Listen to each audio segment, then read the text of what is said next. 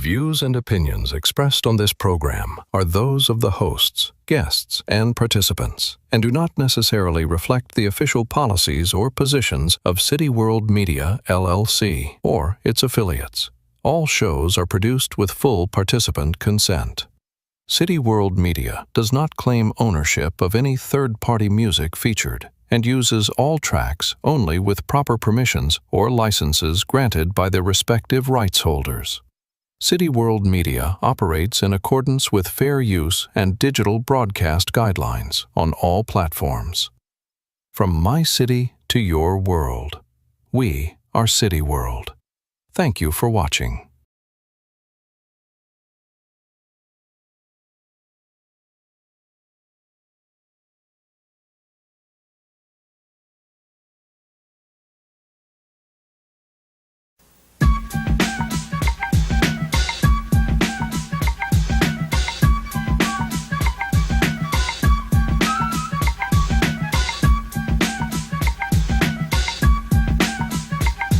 Never feeling significant, I can make a difference. You need an example, use this as a for instance. Put your mouth on board, put your brain in gear. All of you sassafras, raise your glass and cheer. As you get on your good foot, I hope that you never put your trust in unjust suckers who discuss ways of getting paid by criminal means. They having a sale on minimal dreams.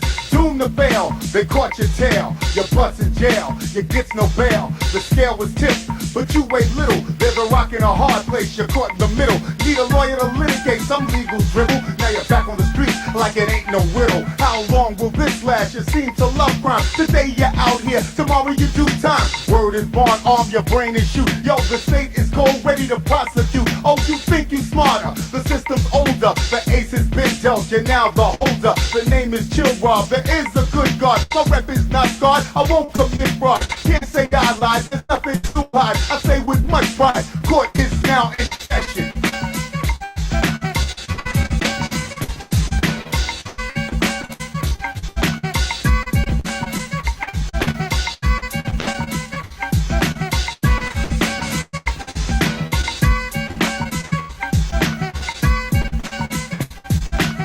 Friday night, we out playing the corner.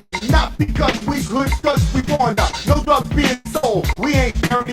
Polaroids in effect, watch Birdie. Turned around, heard the sound of sirens. The boys that collared me asked me for Ivan. I told them that I was right here all night. Looking at each other, they smiled and said, alright, you think you're smart. You wanna be tough, get your ass in the car. You're coming with us. I said somewhere for what? I ain't guilty, the name is Bob D. You just can't milk me. Now I'm sitting in a courtroom all day. Claim I'm innocent, but that's what they all say. Bunch of my brothers lined up in the hallway. They hear the type of price I might have to pay. If honesty is a crime, hell jail me. Things I make to escape the daily routine. Too clean, you got nothing on me. Arrest that sucker for being so corny. I run the truth, make it plain and simple. Pop the big shots quick as a pimple. Catch him off the street, drop him in the can. Chain him like an animal, forget he's a man. This might be a little raw for some to eat, but this is food for thought that I speak. If you can't stand the heat, I think you know the rest. This is live, not a test. What is in session?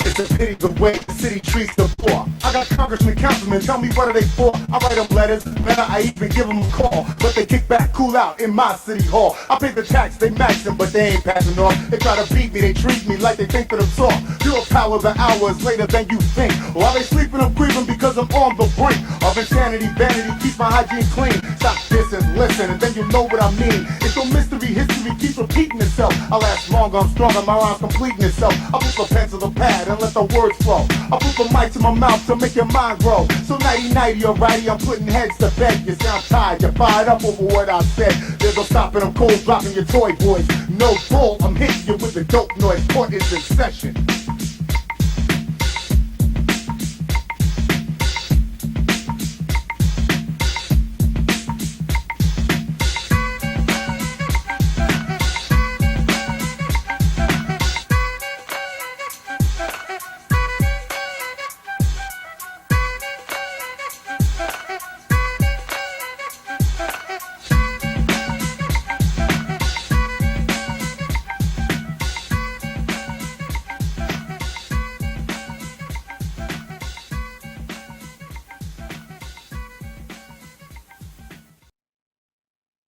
What's good? What's good? What's good, y'all, man?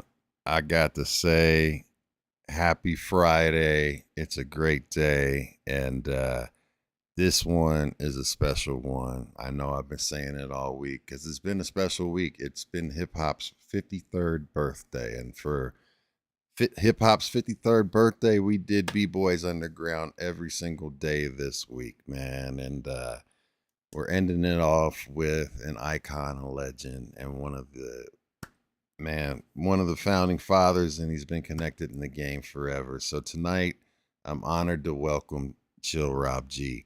You know, Chill Rob G comes from a period in hip hop when originality, voice, presence, and writing and control of the microphone determined your reputation.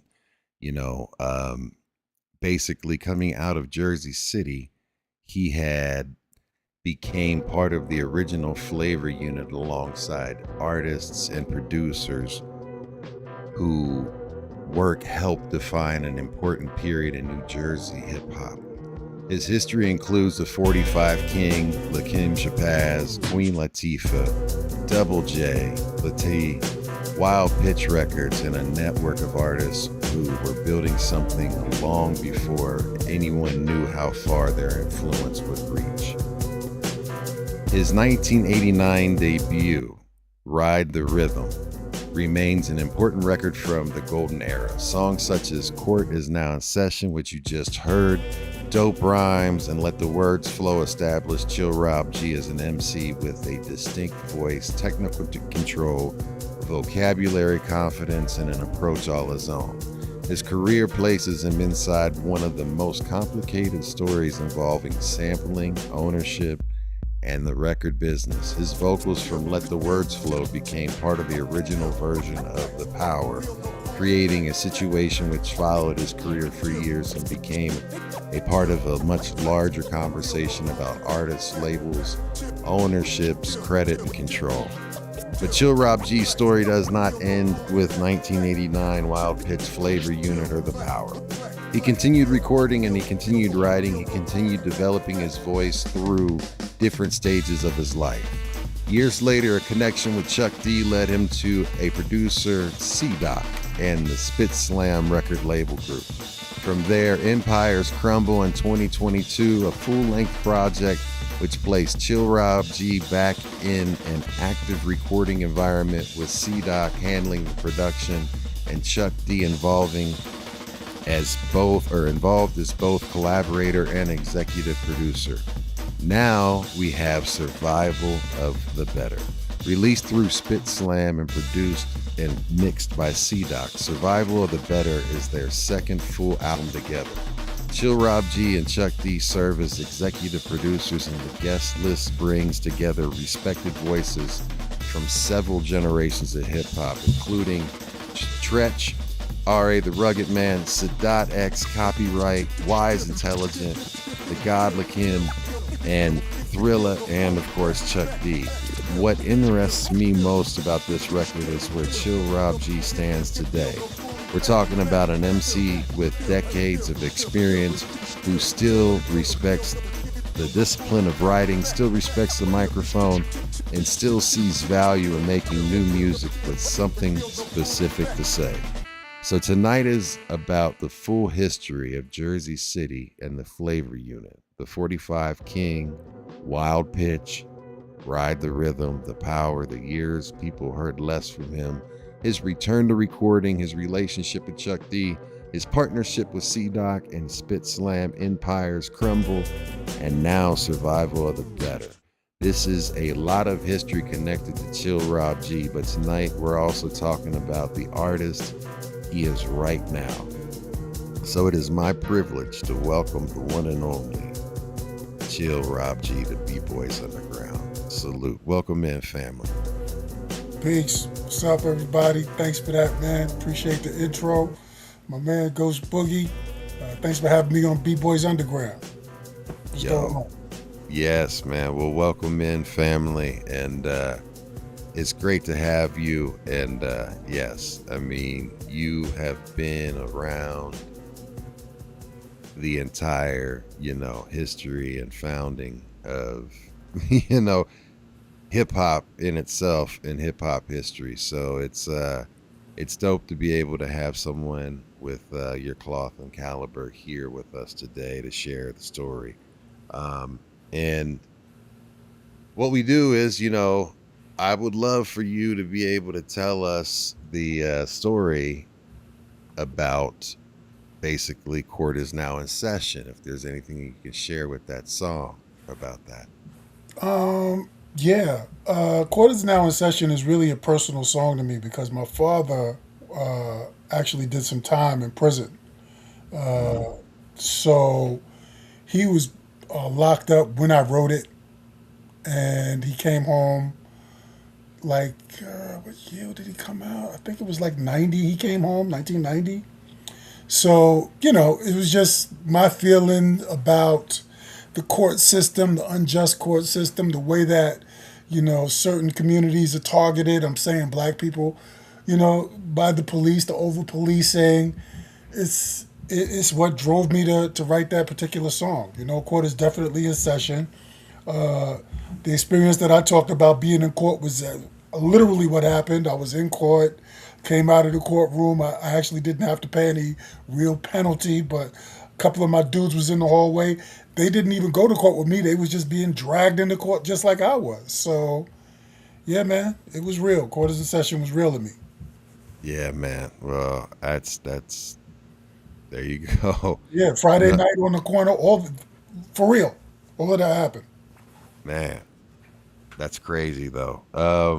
You know, to be able to put that, that's the one thing I love about hip hop and love about being creative is the fact that you have the ability to tell, your stories and, get some of those things off your chest in a manner that's, healthy in a way, right? Instead of going out and, you know, doing Mhm. some other things, right? No doubt. So No doubt. yeah, that's dope. So what I wanted to ask you, of course, always, we start off each and every single interview with basically take me all the way back to your very first memory of hip hop. Put me in the room. What did you see? What did you hear? Who was around you, and what happened inside you that made you want to become part of it rather than only listen to it? Um, my very first time actually hearing any type of hip hop was a random afternoon. I believe it was during the weekend, and I was in Jersey City, and our shopping area back then. There was only one main shopping area that was like Journal Square in Jersey City, and I was on my way back to the bus stop. This is like, 17-year-old kid got his new sneakers, and I'm on my way, home after buying them, and somebody was playing this song where dudes was rapping on the record. That song was King Tim the Third, and Mm, it just sounded different from anything I had ever heard before, because they wasn't singing; they was just talking. And the yeah, beat was, the beat was kind of raw. It wasn't so melodic. You know what I mean? It was like a lot of heavy on the drums. And so, I was really interested in that. When I got back around the block, I had to ask my friends, yo, did y'all hear that? And I don't think anybody else heard it at that point. It was brand new. So, yeah, I was the first kid on my block that heard hip hop, I believe. that's dope. Yeah. Hell yeah, man. And from there, you know, at that point, how soon did you start actually participating or like trying to, instead of soaking it up and listening to it, were you like, I want to put pen to pad? Or, do you start by, doing any breakdancing, b-boying, or graffiti, or any of the elements? Or like, what was your journey like before you became an MC? Man, it happened at just the right time for me. Like I said, I was like 16, 17 when it started popping off. Yeah. And so, we first got into the fashion of it because we saw, how Cass was dressing in New York and, we had to get that. We had to get the Adidas. We had to get the Kangos, stuff your Kango. You had to learn how to rock your gear properly, get your fat laces going.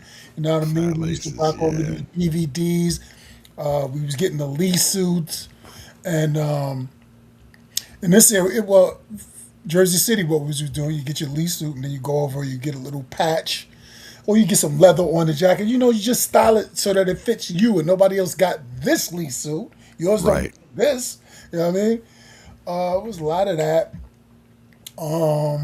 And as the culture grew, we started growing with it. I got more involved with it. The more things I found out, because we are so close to New York, we would go uptown and just people watch. You know what I mean? And we would be out there. Actually, we out there trying to pick up girls. But while you're there, you find yourself noticing, how cats are moving Yeah. and what they're wearing and what's cool, what's not. You know what I mean? It's just soaking it all in. And then you're taking this back around the block. Different. Everybody seemed to be moving in their own way and just grabbing little pieces of stuff and just packing it all together. And then you find yourself in a crew. And we started off b-boying. We started off with breakdancing. I was doing that too. I was pop locking and all of that. I was a little vandal. I was running around writing my name on stuff. I got in trouble for that because, I didn't grow up in a house where you could get away with doing stuff like that. There just was no way that was going to fly. But, Yeah.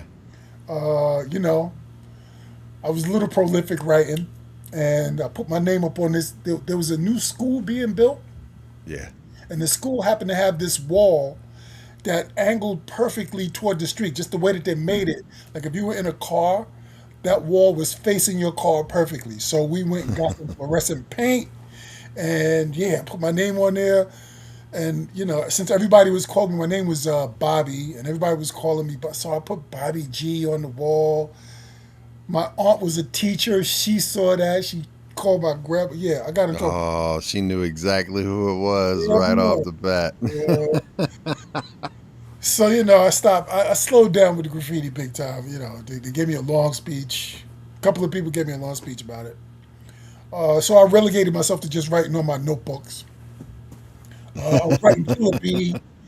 I used to write, somebody asked what I was writing. I used to write Killer B Yeah. because my name was Bobby. So I used to write Killer B and I would draw a little B. I had fun with it, man. But yeah, before we started rhyming seriously, like it seemed like everybody was trying to rap, you know? Yeah. I would say, because first we started off learning, you're learning the records. We learned King Tim the Third, then we learned, what was the name of that record? From Sugar Hill. What was the name of that record? Apache no, if you're talking about the very first one, Yeah, I yeah, guess yeah. Rapper's Delight. Crying out loud. So we learned Yeah. Rapper's Delight. And then what was happening was we started hearing these other records coming out of New York, which sounded more like, like that Sugar Hill record. It sounded like the professional, polished Hollywood version, if you will. Pop Right? disco. Yeah. Right. But the other stuff that we was hearing coming out of New York, it had a different sound to it. It was raw. It was edgier. And this was family rapping and Cool Mo D, Special K, Sunshine, all of those records. We was hearing Spoonie G. Listen to that record. That don't sound like the Yeah. other. You know what I mean? So we was on that. We learned those records. Now you can recite that forwards and backwards, but when the party is jumping off and the DJs are now starting to play break beats, dudes are going up and saying their own rhymes. And I was like, we can say our own rhymes? So now, I got a little hype there. So, because I seen the attention they was getting. I mean, people was like, oh. So I was like, okay, I'm doing that. I'm doing that. I'm on there. So I started writing my own rhymes. That's Simple as dope. that. You know, who was the first person that you linked up with that, basically was someone that helped propel your career and make it go that much seriouser and, was with you for a while in your beginning and your origin? In the early going, my man DJ Stranger, who lived right up the street from me, he was one of the first dudes my age who bought equipment. Because before hip hop really popped off like that. Jersey City had a lot of club DJs. There was a few dudes because they would do parties regularly, and they was Yeah. playing all of the house music and whatever, you know. And then when hip hop came in, of course, everybody had to transition eventually. But Jersey is a club music town. It's a house music in the area from Newark, Jersey City. You know, they would go over to Paradise Garage. There was a famous club out here, Zanzibar. And, you know, people was heavily in there with all of that club stuff, that beat, that boom, boom, boom, boom, right? Yeah. So I used to go and hang out with this dude, Nelson. Nelson had a lot of equipment in his little tiny room, and he used to be playing his music in there. This is before hip hop really popped off. But yeah, Stranger, this is my man Steve. He went out, he bought some equipment, and he was hip hop like me. He was learning the culture just like I was, and he decided he was going to be a DJ. So I thought I was going to be a DJ too. So I was in there trying to mix with him, and then my man across the street, Johnny Chiba, he wanted to be a DJ. And it was easy to just go ahead and jump on somebody else's equipment and try to mix. But equipment is kind of expensive when you Oh yeah. 17. You know what I mean? You ain't got no job. So what you gonna do? You know, it was easier to just write the rhymes and try to, figure out if you could be an MC rather than trying to go out and buy all that equipment and then go rock a party. And also the music that went along with it too. You gotta buy all of the records. Yeah. Yeah, that was too much. I was like, yeah, I'll just write some rhymes. I'll just write some rhymes, man. But yeah, I started off trying to be a DJ with my man Stranger. We didn't have a crew, actually. We did have a crew. Stranger was down with Sweet Slick and Sly. So that was just 3 dudes. That was Albie, Jimmy Mack, and Warren Prince Shabazz. Rest in peace to those guys. Rest in peace. Yeah, they was the first MCs that I knew personally, and they was from Jersey City. So that was the origin for me right there, man. Man. So from that moment until the point where, before Flavor Unit became a name recognized throughout hip hop, you were there during its original formation around Mark the 45 King.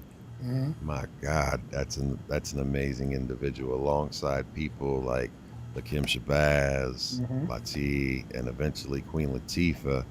All hail the Queen. Mm-hmm. What did that original circle feel like before there was a brand, a business, and any understanding about how important those relationships become? Man, it was mad cool,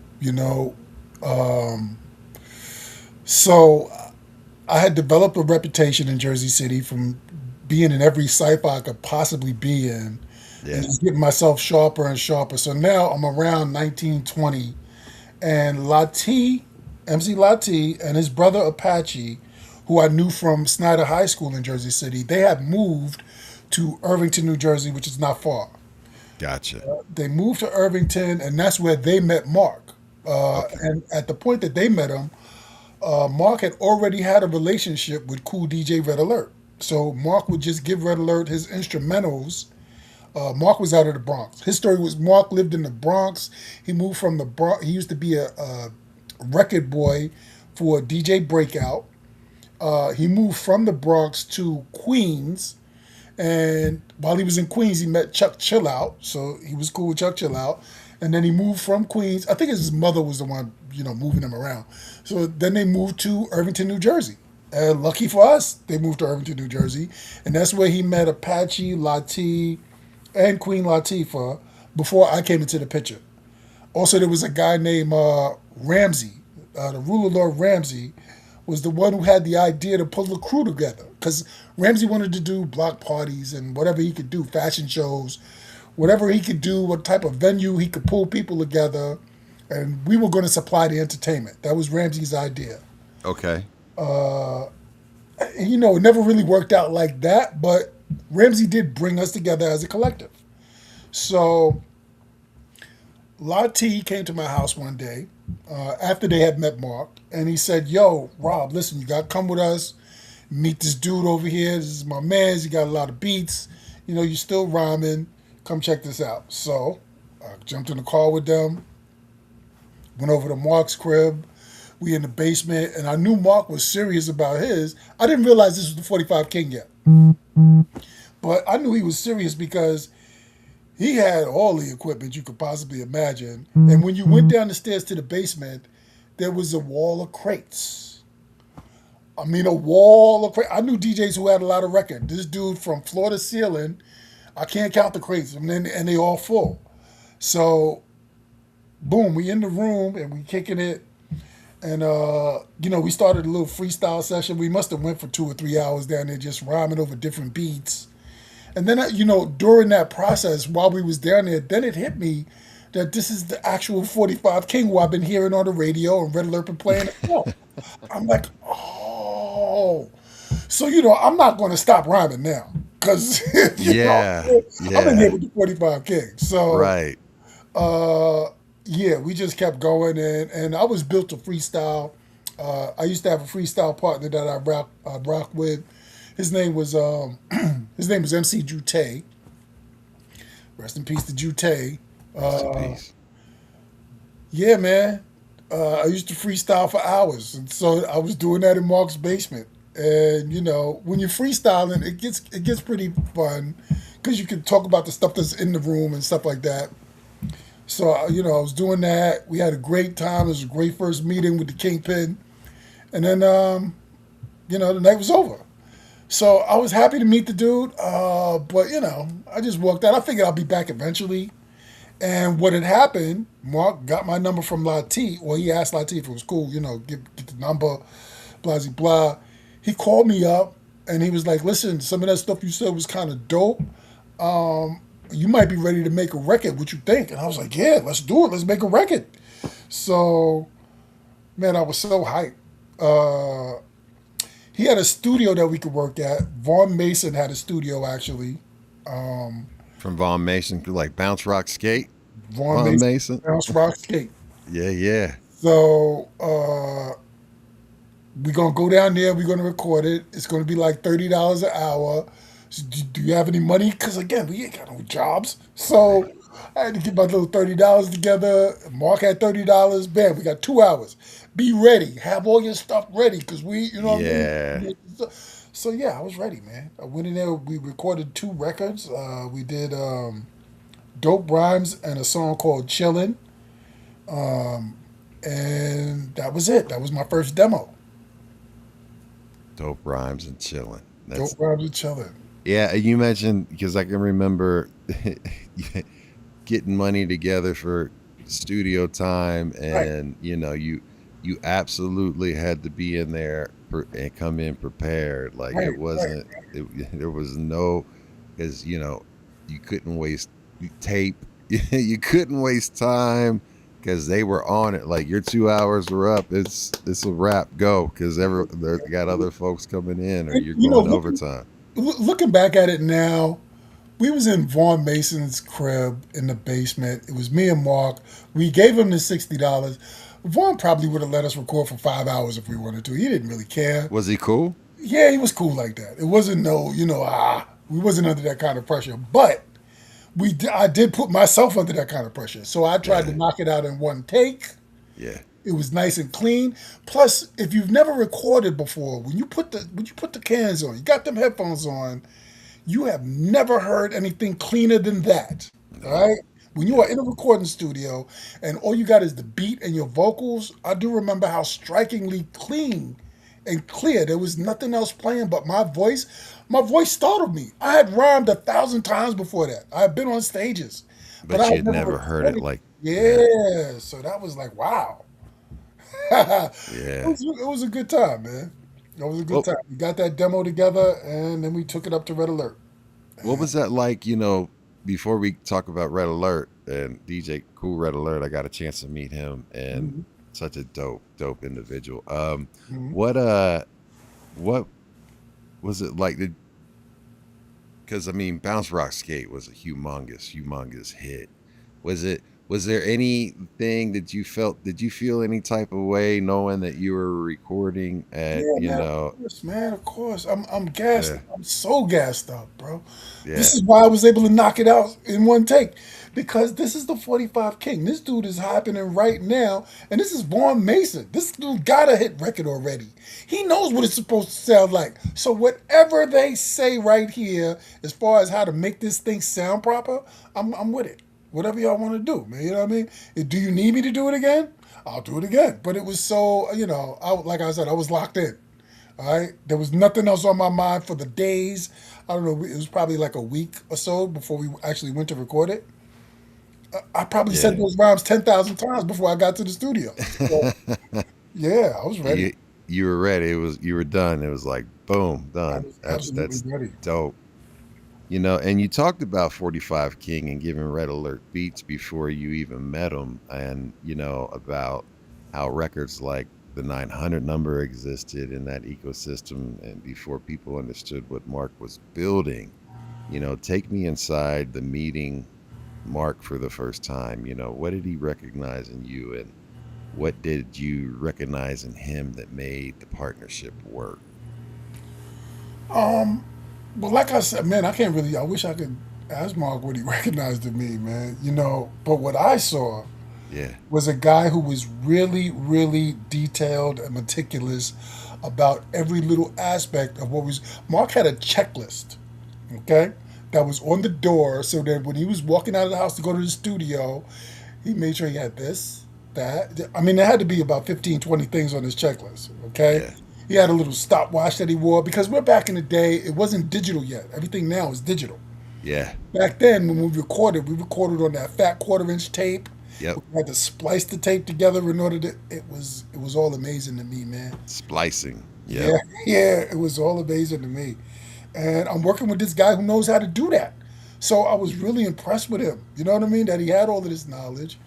Plus, he's putting these beats together. The beats was dope. I learned about different kicks and different snares just listening to Mark. He would play all of these different records, and then you realizing what you're actually listening to. I've been listening to music all my life. My grandparents had a lot of records. They were into gospel. And so, but they were also taking care of my cousin, and she was a young lady, and so she listened to all the contemporary music, whoever was hot. I think you mentioned Shaka Khan when we was talking earlier. She had all the new Shaka Khan records, Earth, Wind, and Fire, Commodores was big back then. Yep. So she had all of those records, and I'm hearing all of this stuff. I've been listening to music, but I never really paid attention to what I'm listening to until I met this dude. And then I'm like, oh, okay, all right. And you want a certain type of kick. It needs to sound dusty. Yeah. Like I really used to like Funky Drummer, but I didn't know why. Now when I listen to it, I realize what it is I'm attracted to on that record. Yeah. So, that type of thing, man. That's dope. Ride the Rhythm came out through Wild Pitch in 1989. What stands out listening back is how many different versions of you were already present. You could be aggressive, you could be technically dense, you were conversational, funny, and controlled without sounding like you were changing characters. How much of that range was intentional, and what were you trying to prove as an MC when you made that record? I guess it was all intentional, subconsciously. Every new record that we did, like I wrote most of the rhymes that we did, most of the rhymes that are on Ride the Rhythm, I had written before I met Mark. And there's only a few songs that I actually wrote to the beat to put on this album. So, because, before that, all of the rhymes that I wrote were songs on the radio, and then I'm listening to it, and I like it, and inspired me to write something, and then I put some lyrics down. So, to try to sound a different way, at this point now, I'm in a studio, I'm recording an album, but there's a lot of good stuff on the air. Rakim is out. Big Daddy Kane is out. Kara's One is out. You know what I mean? Yeah. So you don't want to sound like a clown. Like, listen, if these dudes, if I should happen to be in a building and they say my name, I want to be able to go up on stage after any one of them or before any one of them. You know, I can Yeah. open, and it's not going to be such a drop off Right. in the quality. You know what I mean? So I kept that in my head while I'm putting these rhymes down. I wrote it, I rewrote it, I wrote it one more time to make sure that I'm saying the best possible verse on this or that. You know what I mean? I tried to put it in. And I mean, it basically later on, it was selected for the Source's 100 greatest rap albums of all time list, which is a hell of a thing to be, you know, and it's a hell of an accomplishment. Yeah. Pretty cool. I ain't mad at that. Yeah. Salute to you on that one, man. You know, when we talked about Court Is Now in Session, Dope Rhymes, Let the Words Flow, and the records from that period came during a time when an MC was judged hard on voice, vocabulary, your breath control, originality, no biting allowed. You know, what standards did you personally use to decide whether a verse was good enough, and who among your peers made you go back and sharpen your pen? I'm in this room with, I'm in this room with Apache, with Lakim Shabazz, with Latifah. With Latifah already had a record out. He had, what was the name of the record? He had, of course, he had This Cut's Got Flavor, but he was still writing other stuff. He had a song called No Tricks. He had a couple of other records. There was a song called Brainstorm. Latifah is dope. He's probably still as good. We just can't get him back into the studio. He's done with the game. And He doesn't want anything else to do with it? Yeah, he's finished. Gotcha. But listen, I'm in here with these guys. I gotta step my game up. All right, or they're gonna be like, nah, they're gonna tell me. Yeah. You know what I mean? You know, this is not. Come on, Rob, you could do better than that. And I don't want them to say that. I knew they might say it. Thankfully, I never heard it. So yeah, you gotta realize where you at, man. You're swimming with sharks right now. So you need to be a shark or you get chewed. You know what I mean? Yeah. And that's what it was. That's dope. You know, and then basically, and I know you had mentioned that this is something that, you know, is current. You've got some situations going on finally with this, but, you know, there's an almost prophetic part about the story behind The Power. You have recalled warning Mark that putting an a cappella on a record meant somebody could eventually take the vocal and build another record around it. Then essentially what you warned about happened before the lawsuits, the label, and the business and part of the story. What was your first reaction when you heard your own voice coming back at you on somebody else's production? It was wild, man. I mean, I'm familiar with the concept of a remix, which is what I initially thought I was dealing with. But then it turns out that no, this is not quite that. Like, right. They changed the vocals. They rearranged the vocals. Yeah. You know what I mean? It's not just the way I laid it out. They cut it, chopped it. They took this out. They added the phrases getting kind of hectic, which is part of the verse, but they just pulled that out and let's use that as part of a hook. Yeah. And then they added Jocelyn Brown to it. So this is a recreation of my vocals. And I was like, wow. You know, when I'm first hearing it, I really didn't know what to think, to be honest, because I'd never heard anything like that before. It never happened to any of my peers. Like, I didn't know anybody else who had their record changed on them like that. But, yeah, it was weird. It was something that, you know, Stu Fine, I thought Stu Fine was willing to go to court and let's make this thing right. Yeah. And then when he wasn't trying to do that, then, you know, it was so fishy. Everything, I guess that's when my eyes was opened, which has to be a good thing, right? When you finally see the light, I finally saw the light thanks to that record. Wow. Yeah, that's crazy. And you know, you have, you know, some updates that you can share with what's going on now. So I mean, definitely speak on it, because, you know, that was a situation that kind of, you know, knocked you. I would imagine like it was a punch in the gut. You know what I mean? Yeah, Instead bro. of somebody else's guy, Jocelyn Brown, somebody else's song. Yeah, bro. Yeah. Like part of the story is that when the power was early, when it first started popping off, Jocelyn Brown had an apartment in Jersey City. So I actually went to her house and I tried to get her, to You understand. pulled up on her. Yeah, listen, we got a situation. Jocelyn, do you hear this record on the radio? But she wasn't there. When the day that I went by, she wasn't even there. I don't know who I spoke to. But I definitely went to her apartment to try to get her to, to understand the situation we was in. Yeah. I left my number. I think we spoke maybe once or twice. But at that point, she was so busy because she was large. She was Jocelyn Brown doing her thing. Yeah. So I don't know if she really I don't know. I really can't, it would be nice to ask her what really was going through her mind at that point. But the other side of that is, so here we are years later. I mean, I did try to get a couple of attorneys. I spoke to my man Shakim. Shakim is Latifah's manager right now. He was more or less managing the whole flavor unit at the beginning. And so me and Shakim was trying to get something, trying to sue somebody. Let's talk to a lawyer. So we went to see a couple of lawyers, a couple of different lawyers. We wasn't getting no action with it. Like nobody really wanted to jump and take the case. So I couldn't understand what was happening there. And yeah, man, it was a punch in the gut. I felt disrespected by the label because like, how are y'all not taking action? Like I'm on your label. Somebody is really taking your product and you ain't doing nothing about it.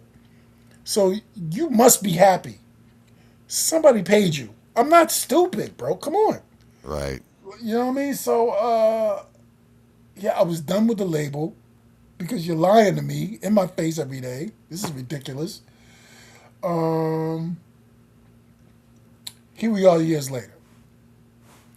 And finally, I now know the story. The song, the beat was created by a man named Anthony Adeo Carter. Anthony Carter used to work with Teddy Riley. He was a producer back in the day. I believe at that point he was in California, Anthony Carter. So Anthony Carter put together that track. He did some sampling. He sampled Mantronics, because you hear those bells in it, that ding, ding, ding. That's Mantronics. He sampled some other stuff. But he put the original track together without my vocals on it.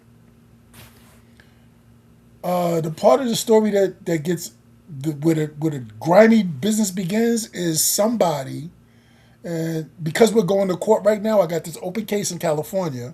I don't want to start naming too many names or whatever, but somebody walked out of the studio, again, that 1/4-inch tape. They walked out with the tape. It vanished. Anthony Carter never saw it again until he heard it on the radio. Got you. All right. He So heard he it on the even radio got with jacked. my vocals and Jocelyn Brown on it. And he's flabbergasted, like, and he had been trying to pursue it all these years too. Wow. Yeah.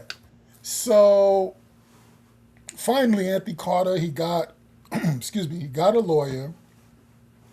They tried to get the case going back, I think it's 2021. They wasn't quite ready. So maybe 2 years ago, they reached out to me. They found me on Instagram. And at first I'm getting these messages, and it's been years and my story's been out there and people are telling me, yeah, we got some information you need about the power and we're going to court. And I'm like, I don't want to hear it. But it was real. These are the attorneys that was reaching out to me, and let's do this. Let's go in. We can sue these people. And so now we got this open case, and I got Jocelyn Brown on it. I got Anthony Carter on it. And we got about 20 defendants of all of these different people who have been profiting off of the power. So maybe finally we can get some justice out of this. I believe we can. The case is pretty freaking strong. Let's go. I hope.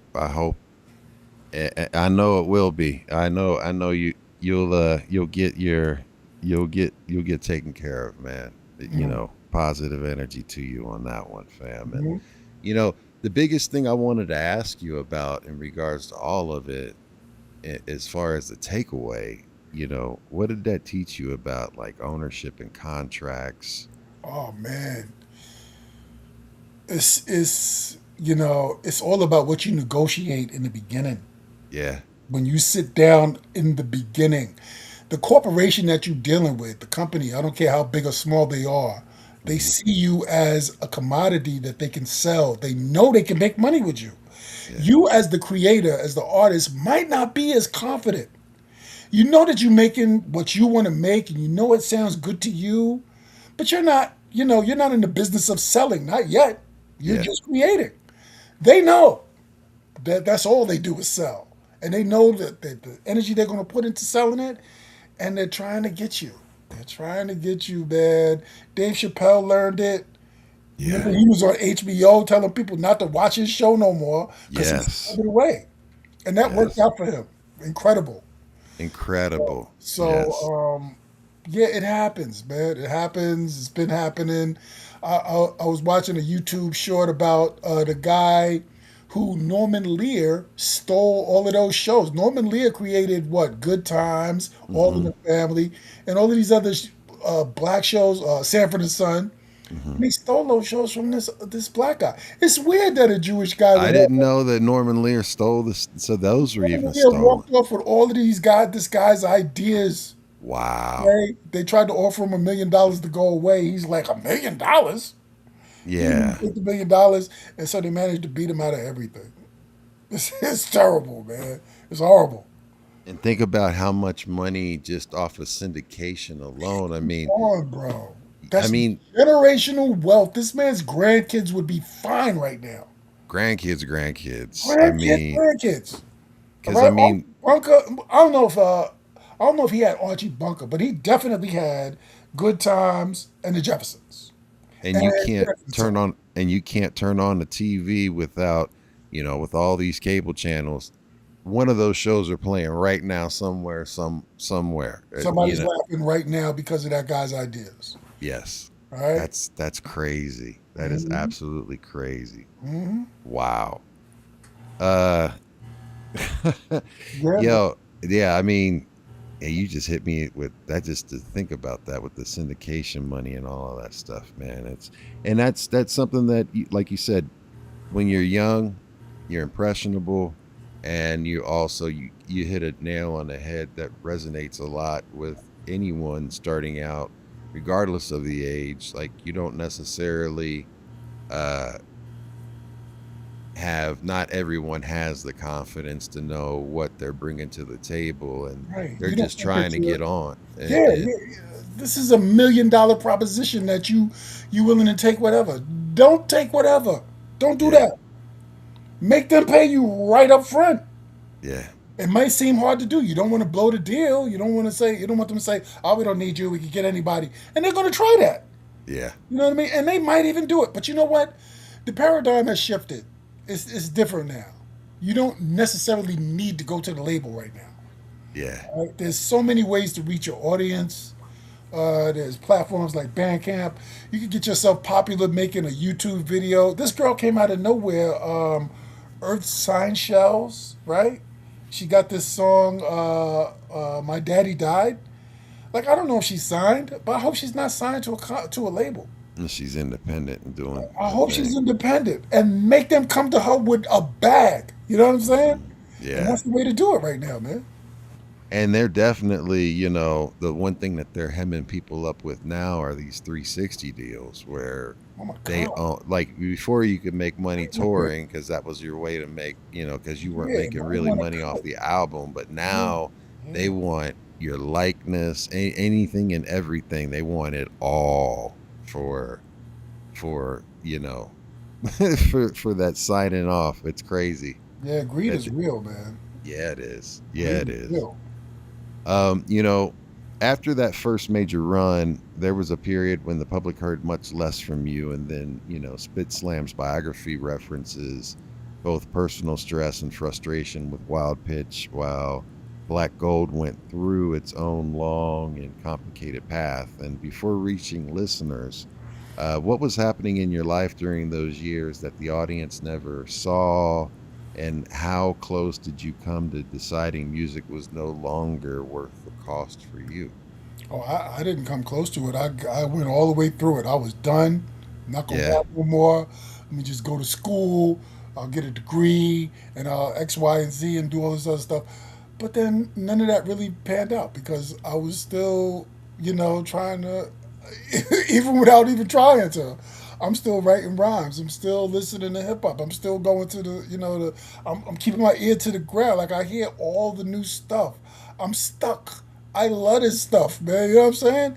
This was mine and y'all kind of took it from me and I was pissed.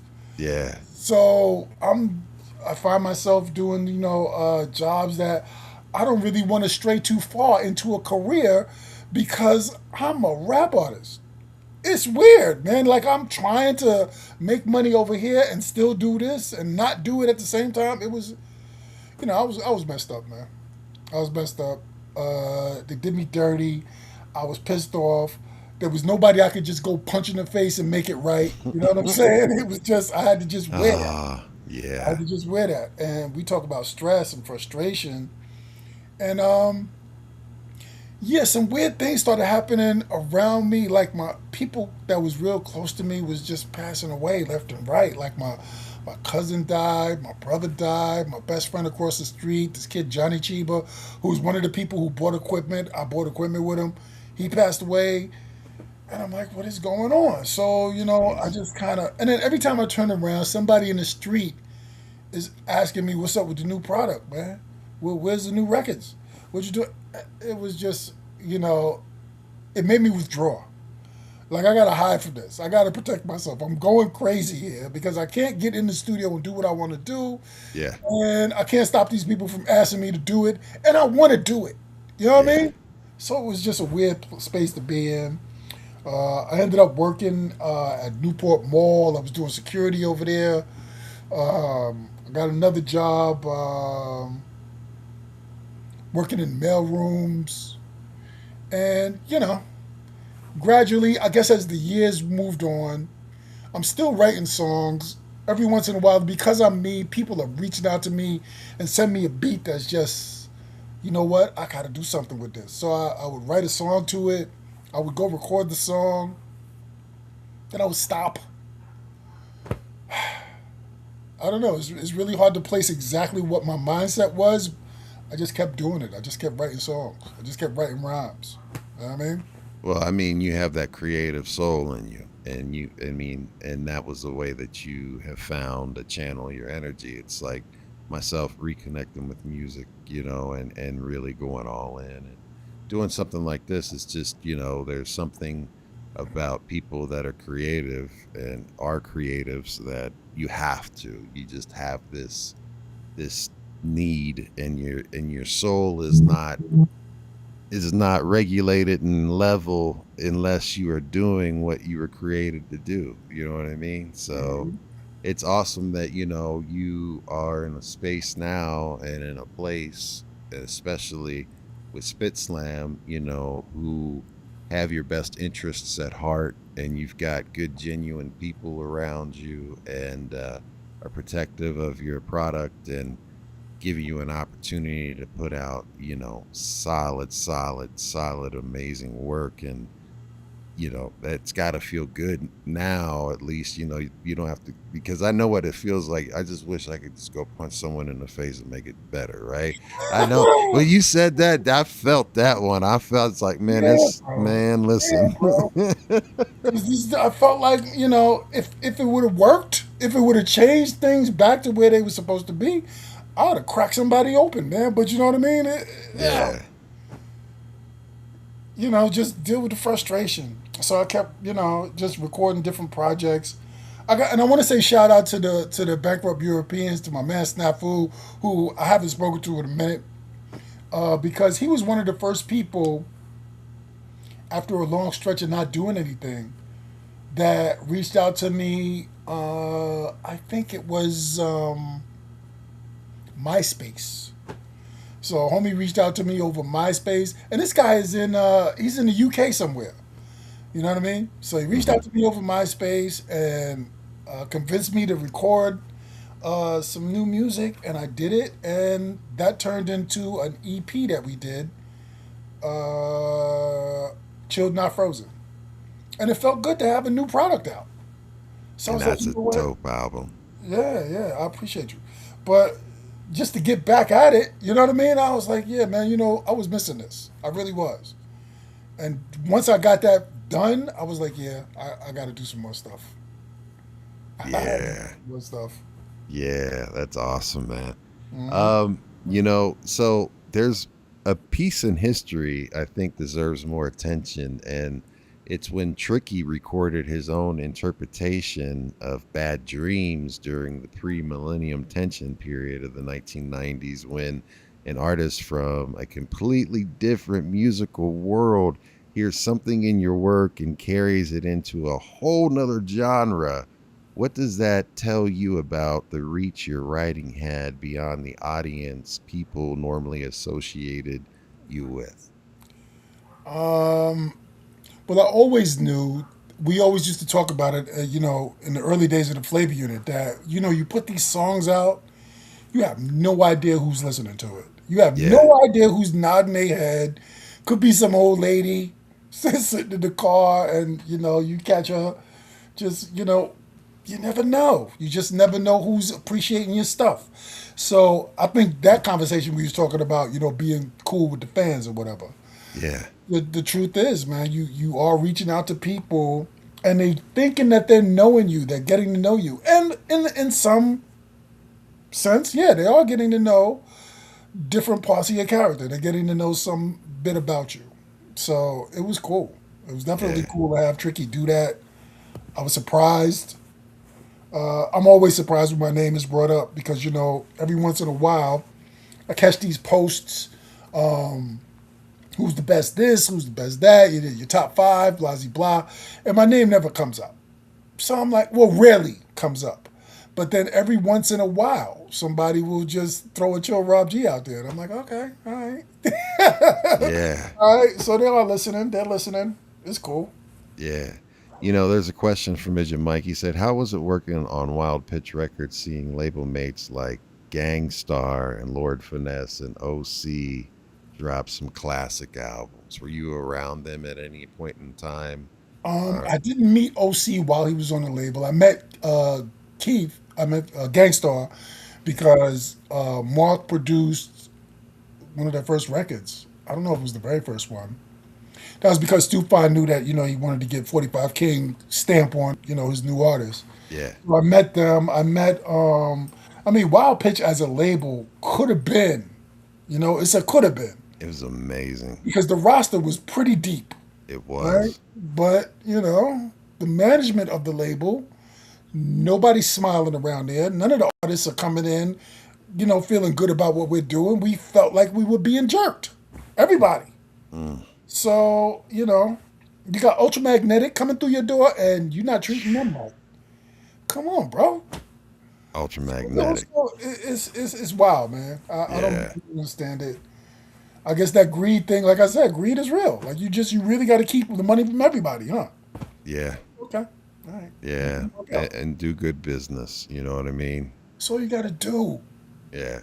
Just be straight up. There's not a lot of honest people. You know what I mean? Unfortunately, there's a lot of people that have angles and schemes, and I don't personally deal well with those types of people because it's just like I feel you when you said there's no one I can punch in the face to make this it's like, yeah, man, I feel you. When you said that, I was like, I was like, I feel you on that because I would have been punching somebody. Like, yes. Yeah, man. Uh, you lived long enough to see the original Flavor Unit story become hip hop history and to watch members of that circle take completely different paths and to lose Mark, the 45 King. When you strip away record sales, rankings, industry recognition, what do you understand about today what the original group of people created together that you did not understand while you were living through it?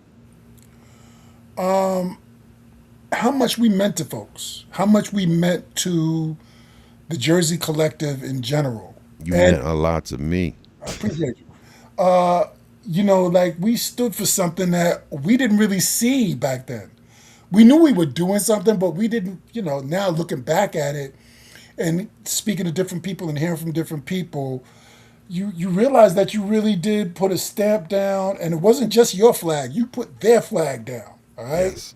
and they appreciate you for it. And so I'm cool with that, man. I'm happy that we was able to pull that together. I'm glad we didn't screw it all up for you. You know what I mean? Yeah. Even though maybe individually some of us didn't do what we wanted to do, we gave you something. And you love us for it. And nobody ever really came to me and said, you whack because you didn't sell this. I never heard that. Nobody ever said that to me. They always talk about how dope the album was. They always talk Right. about, how dope Lakim was, and how he told me, yo, Latifah was this, and Treach them was crazy. That's the kind of conversations I have with people. I mean, Naughty by Nature alone, when they came out, man, I mean, that was just ridiculous. But also, I mean, I, Queen Latifah, I mean, I've always been a fan of female MCs, especially, it's a reason, there's psychology behind female voices. It's the reason why they normally have female voices on hold, while you're on hold with companies because, Mm-hmm. or, you're getting, Siri and all of these different devices start out with their base being a female voice because the human mind is conditioned to listen to females voices faster than they are men, right? And Right. you know, so having a female MC come out and spit, and I always like attribute. I put her right there with as much high regard as I put, of course, MC Light. MC Light, my God, and there's Roxanne Shante and all of the ones before, but when it was like MC Light and you had Moni Love and you had Queen Latifah and you had all of those sisters out there, like, but I couldn't get enough of it. I was like, man, this is just amazing. And then especially with her messaging, right? It wasn't on any negativity or anything like that. I mean, it was empowerment, it was education, it was, uplifting. And I learned a lot, just like I learned a lot, and I say it all the time, BDP and Public Enemy, helped shape and mold me just as much as my West Coast, love. And of course, my love for the down South stuff too, but I mean, it just, definitely they were the ones that made me challenge traditional education and what was being, taught, you know, in the textbooks, and made me say, okay, I need to go out and think for myself and go do my own research as a youth, right? And Absolutely. read. So Absolutely. yeah, that's amazing. I mean, you know what? In general, the zeitgeist was different back then. What we were Yeah, talking about, the culture was different. We were in a very conscious mindset. We were on some revolutionary stuff, and that's what we was talking about. And yeah. the way the system was manipulating us. Now, I'm a little fearful that there's not enough of that being said. It's Especially not. right this minute. We Especially right need it now. so bad right now. Yeah, bro. Yeah. Yeah, I mean, as someone as 50 years old and as a Gen Xer and went through the 80s and 90s, and I can remember the 70s, but I I really never thought that when I when I thought that I got to this age, if I was lucky enough to get to this age, I'd never thought that there would be this much division. I thought that our generation would have squashed this shit because of, how Seemed like we was strongly on I our felt. way. Yeah, right. We were putting in work and doing well, and the older generations, as they die off, I would figure that some of that shit would die off, but it seems like now more than ever it's just it's messed up. So yeah, there needs to be more of that, and that's the reason why SpitSLAM is so important to the industry because you know they're pushing, and it's Chuck's vision and C-Doc's like all of the people on the roster and Soul Rack. It's like education, like it's there's positivity, and there's not it's not pushing the mainstream negative agenda where it's trying to glorify.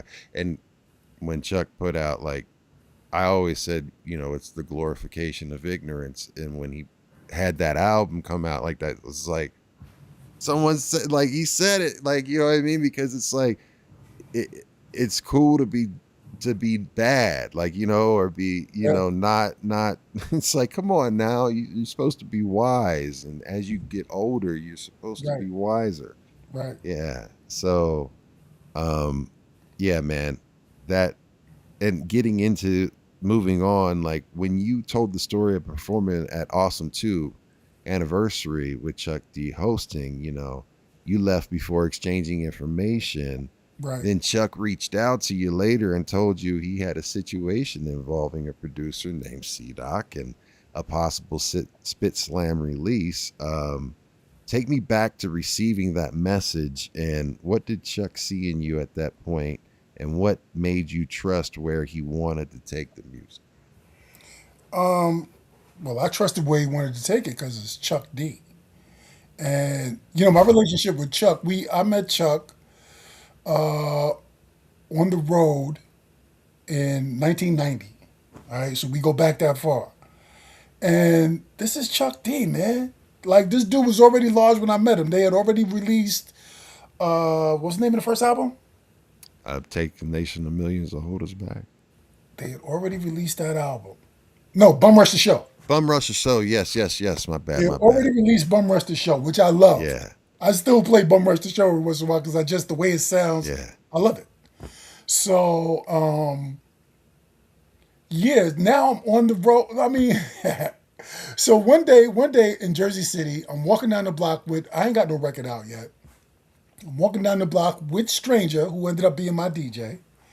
And we're going past this restaurant, and somebody is playing this song in there, and it's wah, wah, wah, wah, wah, wah, wah. It was the weirdest thing we ever heard. Like, what Yeah, is this? man. It was almost as crazy as when I heard Kington the Third. So we stopped. We got to go in there and we got to stand around and listen to this record now. And my man happened to have it on cassette.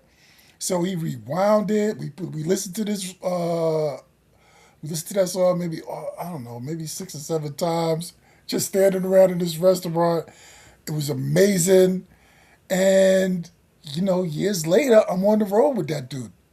So that was incredible, man. That was incredible. That Chuck sample of D James saw me. Brown. Shout out to James Brown. Yeah, man, yeah. So Chuck saw me at the Awesome 2 anniversary.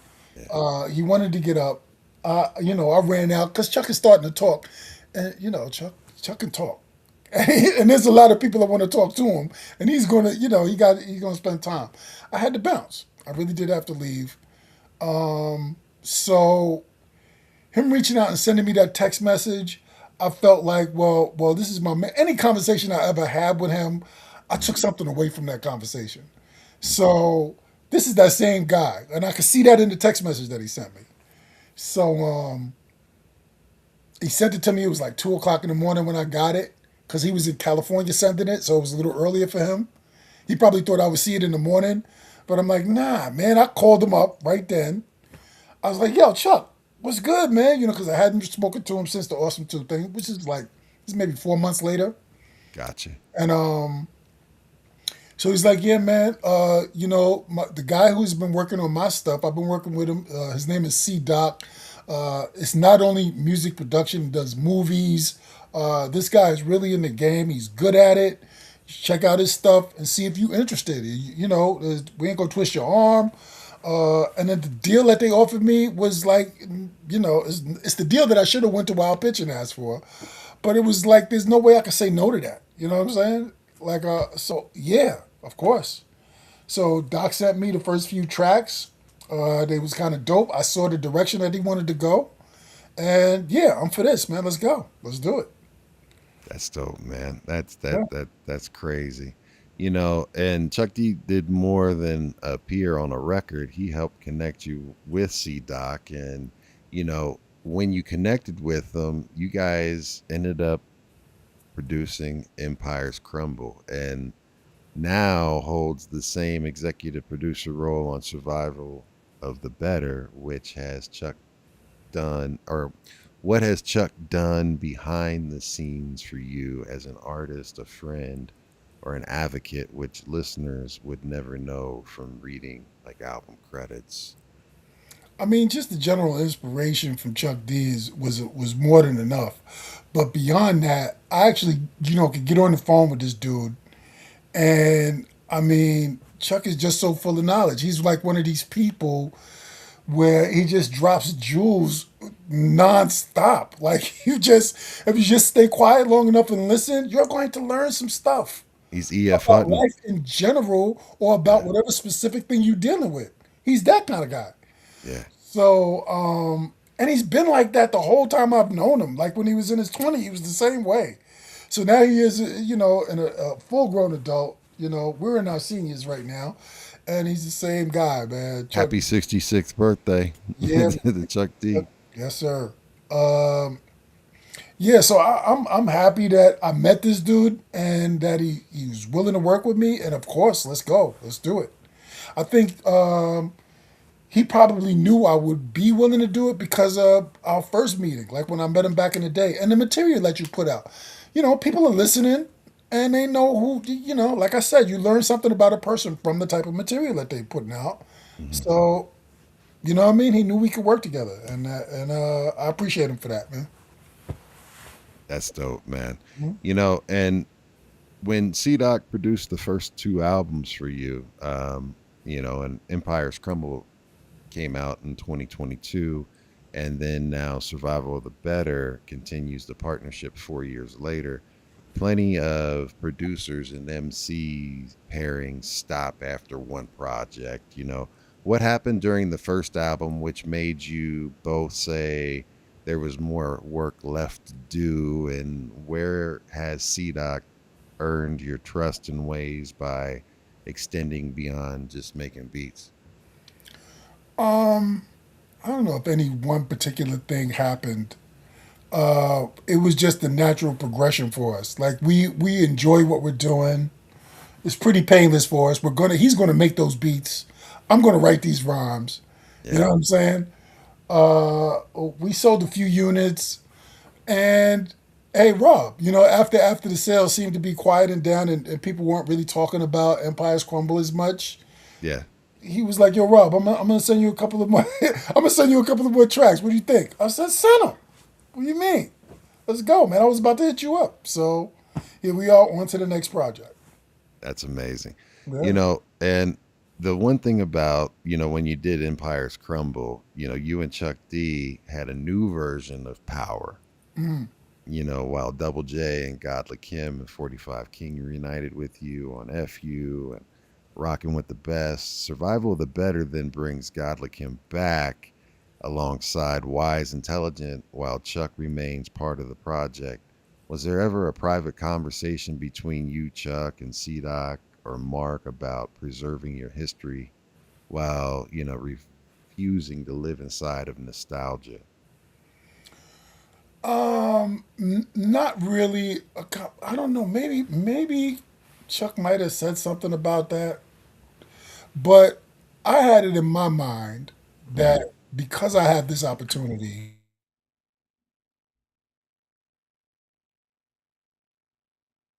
Uh-oh.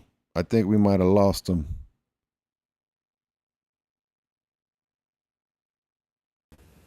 He'll be right back. There you go. You're back now. All right. We lost you for a minute. Oh, really? Okay. You're back now. So Yeah, I we didn't heard want you had the opportunity, and that's I had the opportunity to tell my own story. I didn't want to be defined by somebody else. So that's what I'm trying to do. I'm trying to get it out there. That's why I literally wrote the song about the power called 1 Minute. I want to yeah, tell that story. I want to just make sure that I'm saying it. Don't let somebody else tell you what happened to you. I can tell you. I ain't yeah, going. I'm right here. And let me say this and let me say that, and I'll get it out. dope. Getting into basically the new project. We have the opportunity to play a couple of songs about this, and I would love to have the opportunity for you to select for the the listeners what you would like them to hear, what song, and also tell us, something about that song. Of course, as we always say, it's very rare that an artist gets a chance to speak directly to a listener about a song that they've either heard a million times or heard it for the first time. Please pick a song off of the album that you'd like to start off with and tell us something about that song that can help, put some pieces together, or as I say, set the table for them. All right. Well, we can start with the sort of an intro to the album. It's just one verse, and it's called "Level Up Season." Yes. And I kind of have fun with that one because I think about Rakim when he did "Paid in Full." That's just one verse. I think about all the one verse records. You know what I'm saying? Mm-hmm. And it's only 16 bars. Hit it and quit. And so I really like the track. So, making that song, it was a lot, I have a lot of fun rapping, man. I do. I enjoy to do it. So just the opportunity to go in there and get that off. Plus the hook is rather unique. You know what I mean? People might recognize that hook when they hear it because, it came from a cartoon. It was one of my favorite cartoons. All right. Yeah, so we're getting ready to hear Level Up Season right now. Check this out, y'all.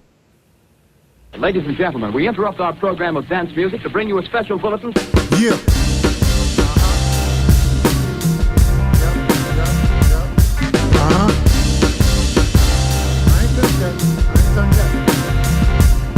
Hey yo, bricker, bracker, firecracker, sis, boom, bar. Rob, razor, raw, raw. Bricker, bracker, firecracker, sis, boom, bar.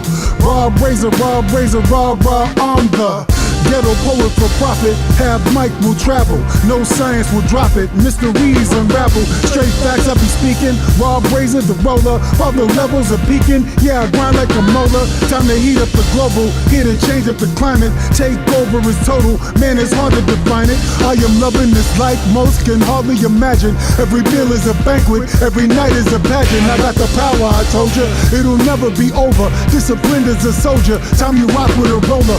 When the steppers are stepping, my zombie plan is to run. Keep my hand on a weapon, lots of ammo and guns. Life is so freaking awesome, I enjoy every breath. Take a page from the JBs and do it to death. Or we could do it to life, we should do it tonight. Don't you be so uptight, it would be out of sight. You can open your eyes and you can see why I give. Every one of us dies, not every one of us lives. For as long as I'm breathing, it is level up season. We will never be even, we will never be even.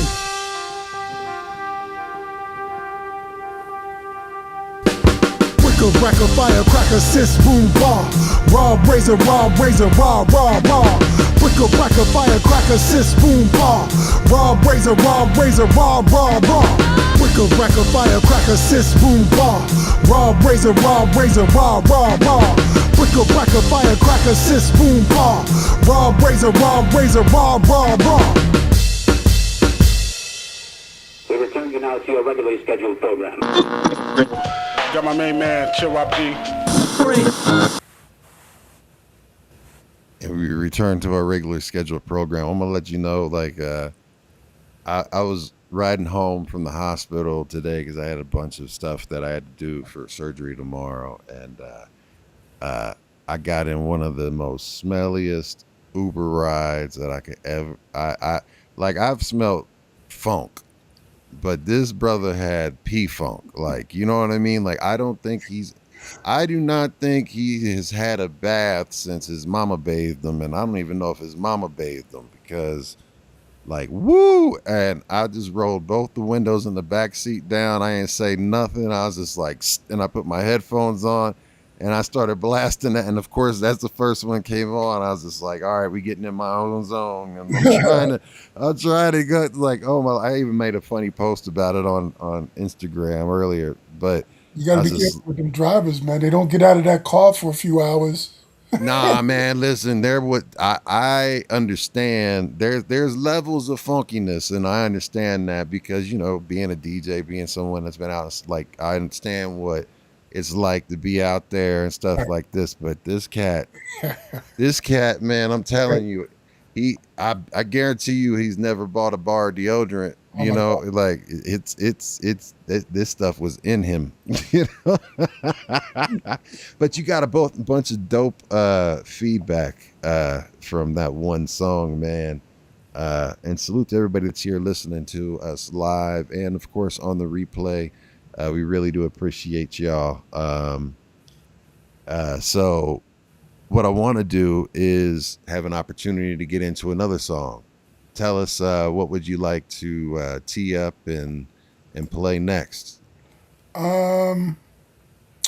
So I mean, I did a lot of I got a lot of features on it. Yes, you do, and they're So amazing. I mean, the joint I did with Treach is pretty dope. Intrusive Thoughts, and since I got to do the video with Treach, maybe we run that one. Yeah, listen, that. So I'm really big into mental health. All right, and you know I've had a serious mental health journey. You know, Mm. from things from my past, but also with the health issues and stuff like that. Shit can get bad. And Intrusive Thoughts, when I first heard that song, I was like, I've played that nonstop because Oh man, it is something that's real. I mean, it is real because you are literally, it's your mind kicking your own ass. And it's like you can't make it stop sometimes. And it's just like, and it's not like you're hearing other voices like you're crazy. No, it's like these it's your own thoughts. voice. It's the same thoughts that you It's regularly hear. you just Yeah. constantly cycling back. And it went when I heard that. And then, of course, you got Treach, who's one of the best of all time to ever do it as well. Hmm. Being on that, what did that mean to you to actually connect back with someone from the Flavor Unit, and like how did that happen? Tell me about like how that project came together.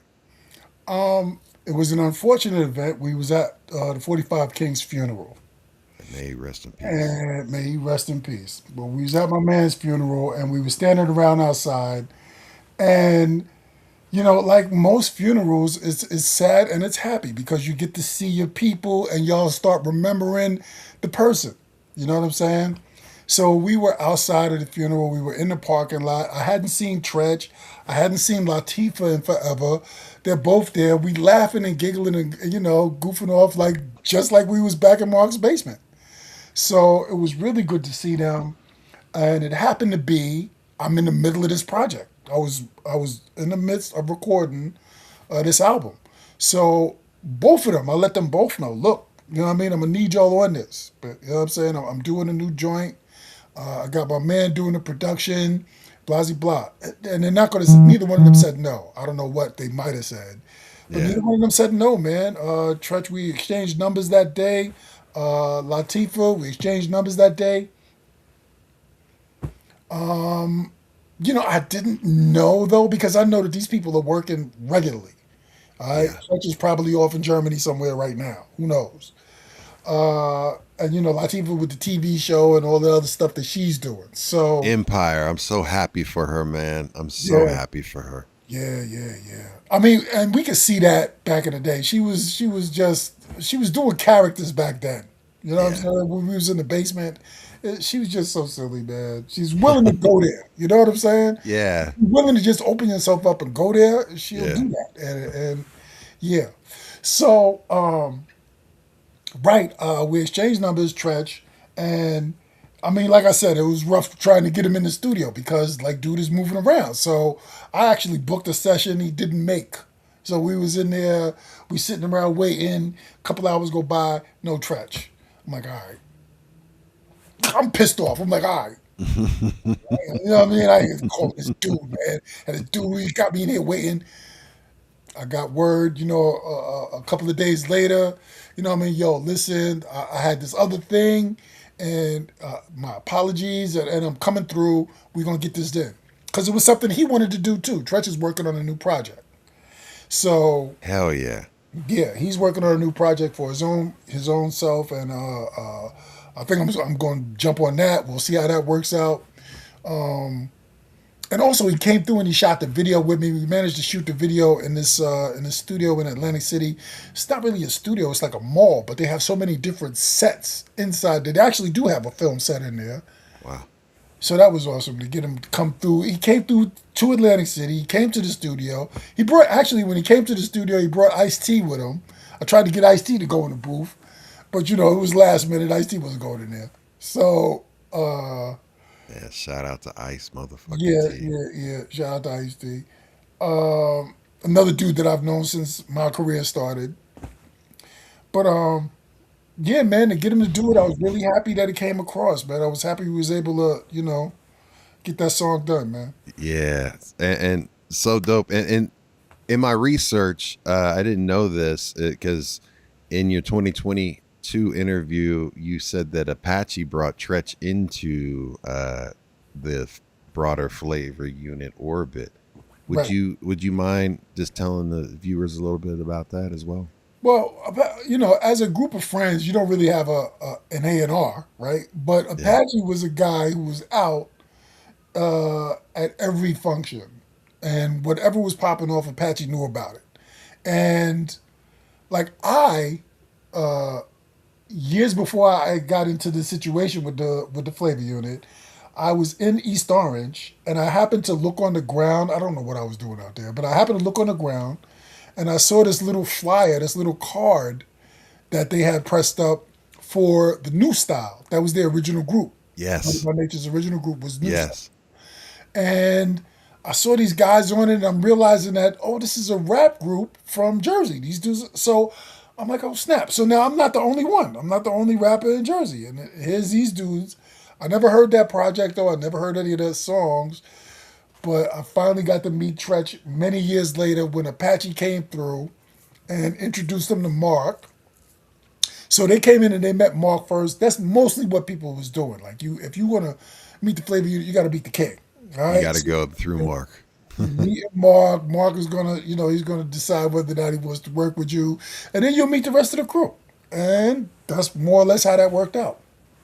Apache brought him in. He met Mark. I'm sure he must have spit a couple of bars. They probably sounded crazy. Mark was like, "Oh yeah, definitely."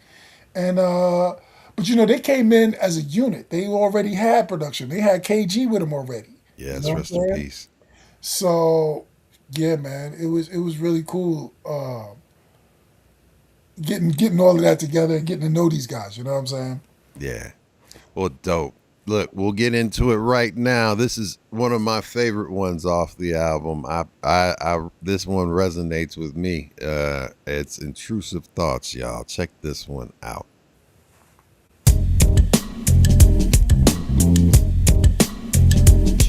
Yeah.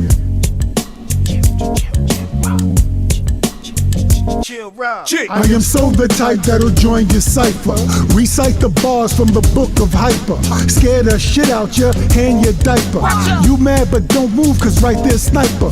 Behind your sniper, to the left side sniper. How long do you think I plan this sniper?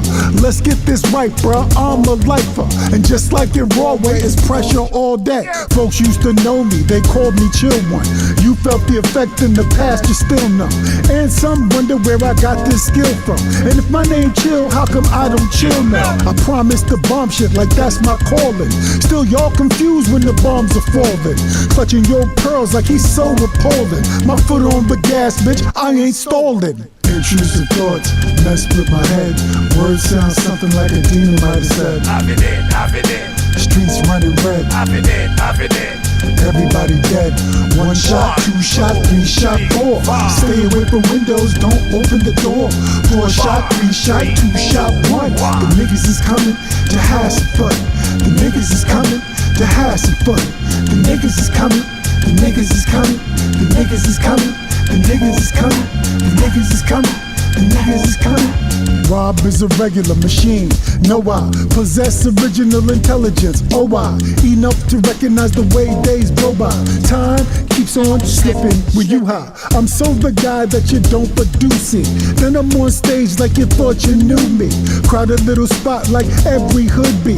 Bars up to par and he's spitting them goodly. The vibe you need in your life for real type shit.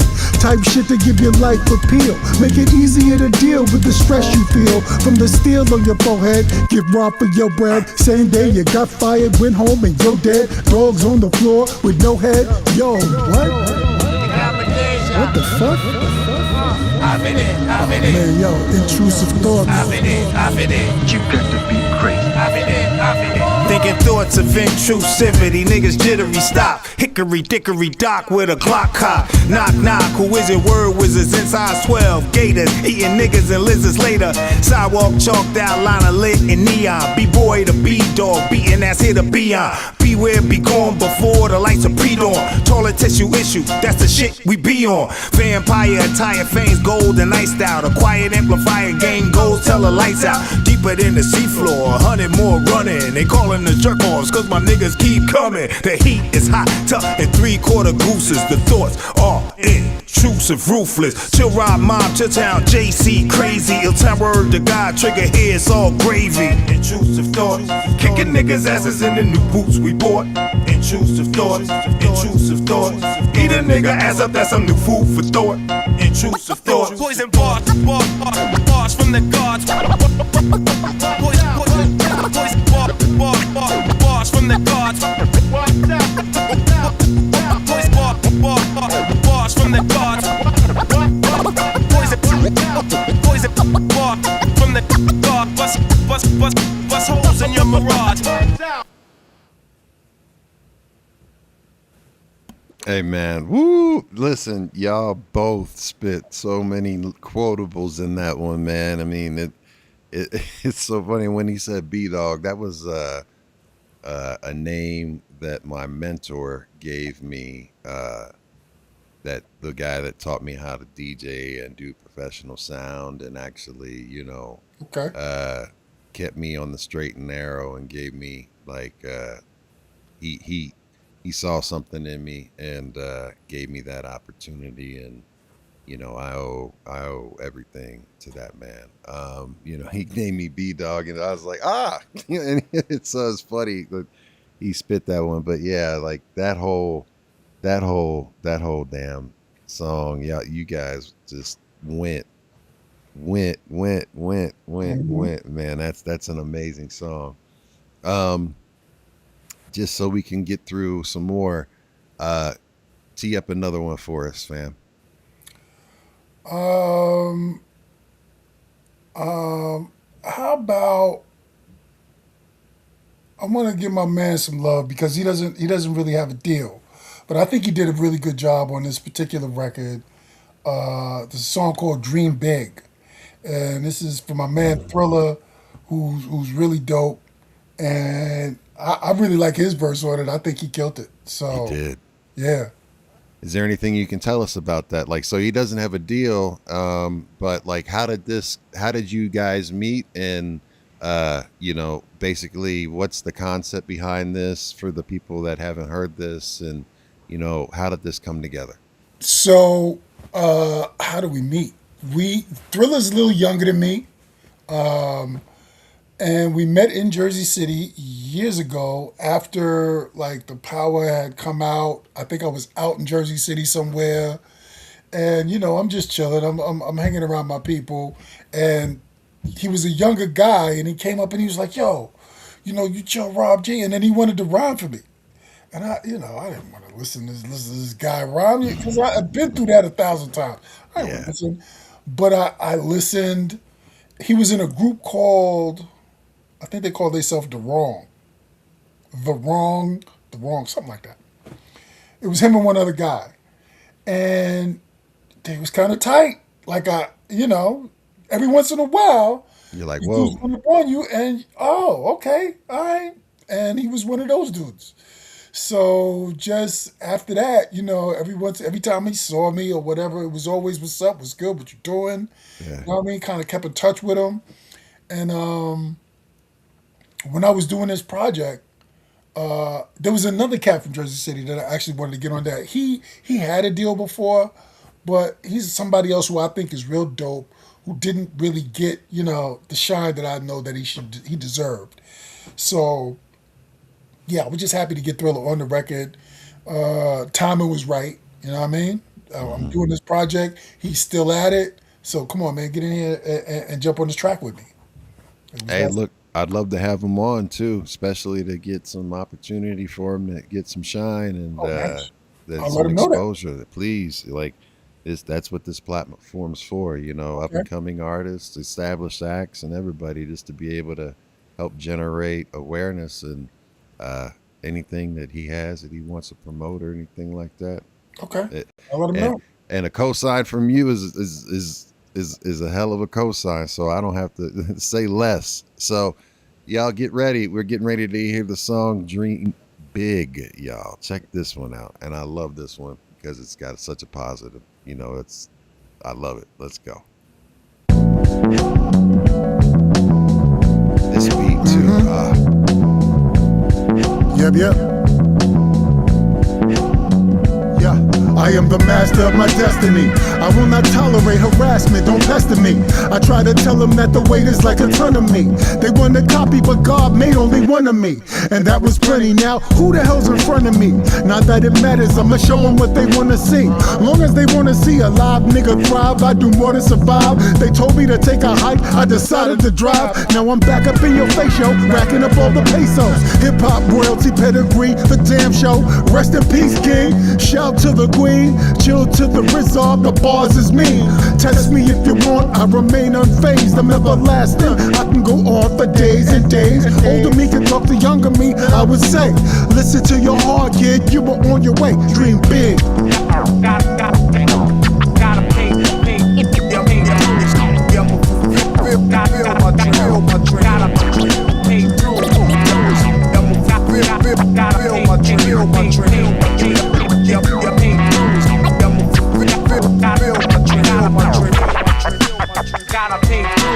You didn't get shit. That's part of the bouncing ball, nigga. Y'all already know the shit though. Niggas ain't really sicko. Banging on your own kind, but peeling on the pitch though. Gangster from the dark side, I bring you where it's lit though. Party at the penthouse, bitches up on their tiptoes. Dealing digital currency, millions coming in crypto. Y'all ain't really like that. I know when it's a shit show. Peeling off the price tag, y'all peeling off the rentals. Y'all don't want it with bruh, man. I hit him from the fifth floor. Aim like a marksman, I don't ever miss those. Or you a moving target, you can swivel and wiggle. Them hollow tips still hit off your ribs and won't tickle. Had that sweet baby Ray's leaking all about your middle. See, it ain't never about that, it's about this though. I'll meet you all out back if ever it's on. Then I'ma turn your lights off. You out your mind, I'm out of sight. Then I walk into the night, gone. So that's where it's at. Okay, Blur Brother, let's get it on.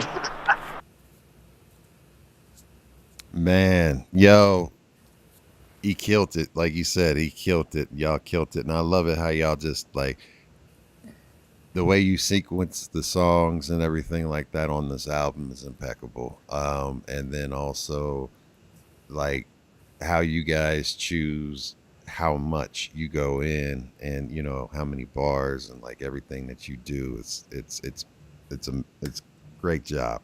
And the switch up, like G1 said, is crazy. Now we've got an MC that's a very, very, very talented MC. His name's Jim Alexander, and he's currently has an album or a single out that's released called Armageddon. I had him on a couple of weeks ago, and it's with self-titled and Apathy. And he wants to know if you do features. I do. Sure. I got a bunch of features on here. Sure. I would work with. Sure. Gotcha. So, basically we'll make the link happen and there it goes. So if that's cool with you, and we'll talk about that off. I'm not trying to put you on the spot, but he wants to know that. So I told him I would do it. He said, and then he said Black Gold is one of his favorite all-time albums. Wow. Yeah. Okay. So yeah. So I know that would mean a lot to him. And he's a good cat, man. He's a really good dude. He's very talented. And if you'd like to check out some of his work, I interviewed him a couple of weeks back, and you can take a listen to him. But his name's Jim Alexander. He's dope. That's his rap name, Jim Alexander? Jim Alexander, yes, sir. Jim Alexander. Yeah, Jem Alexander. Okay. Yep. Yeah.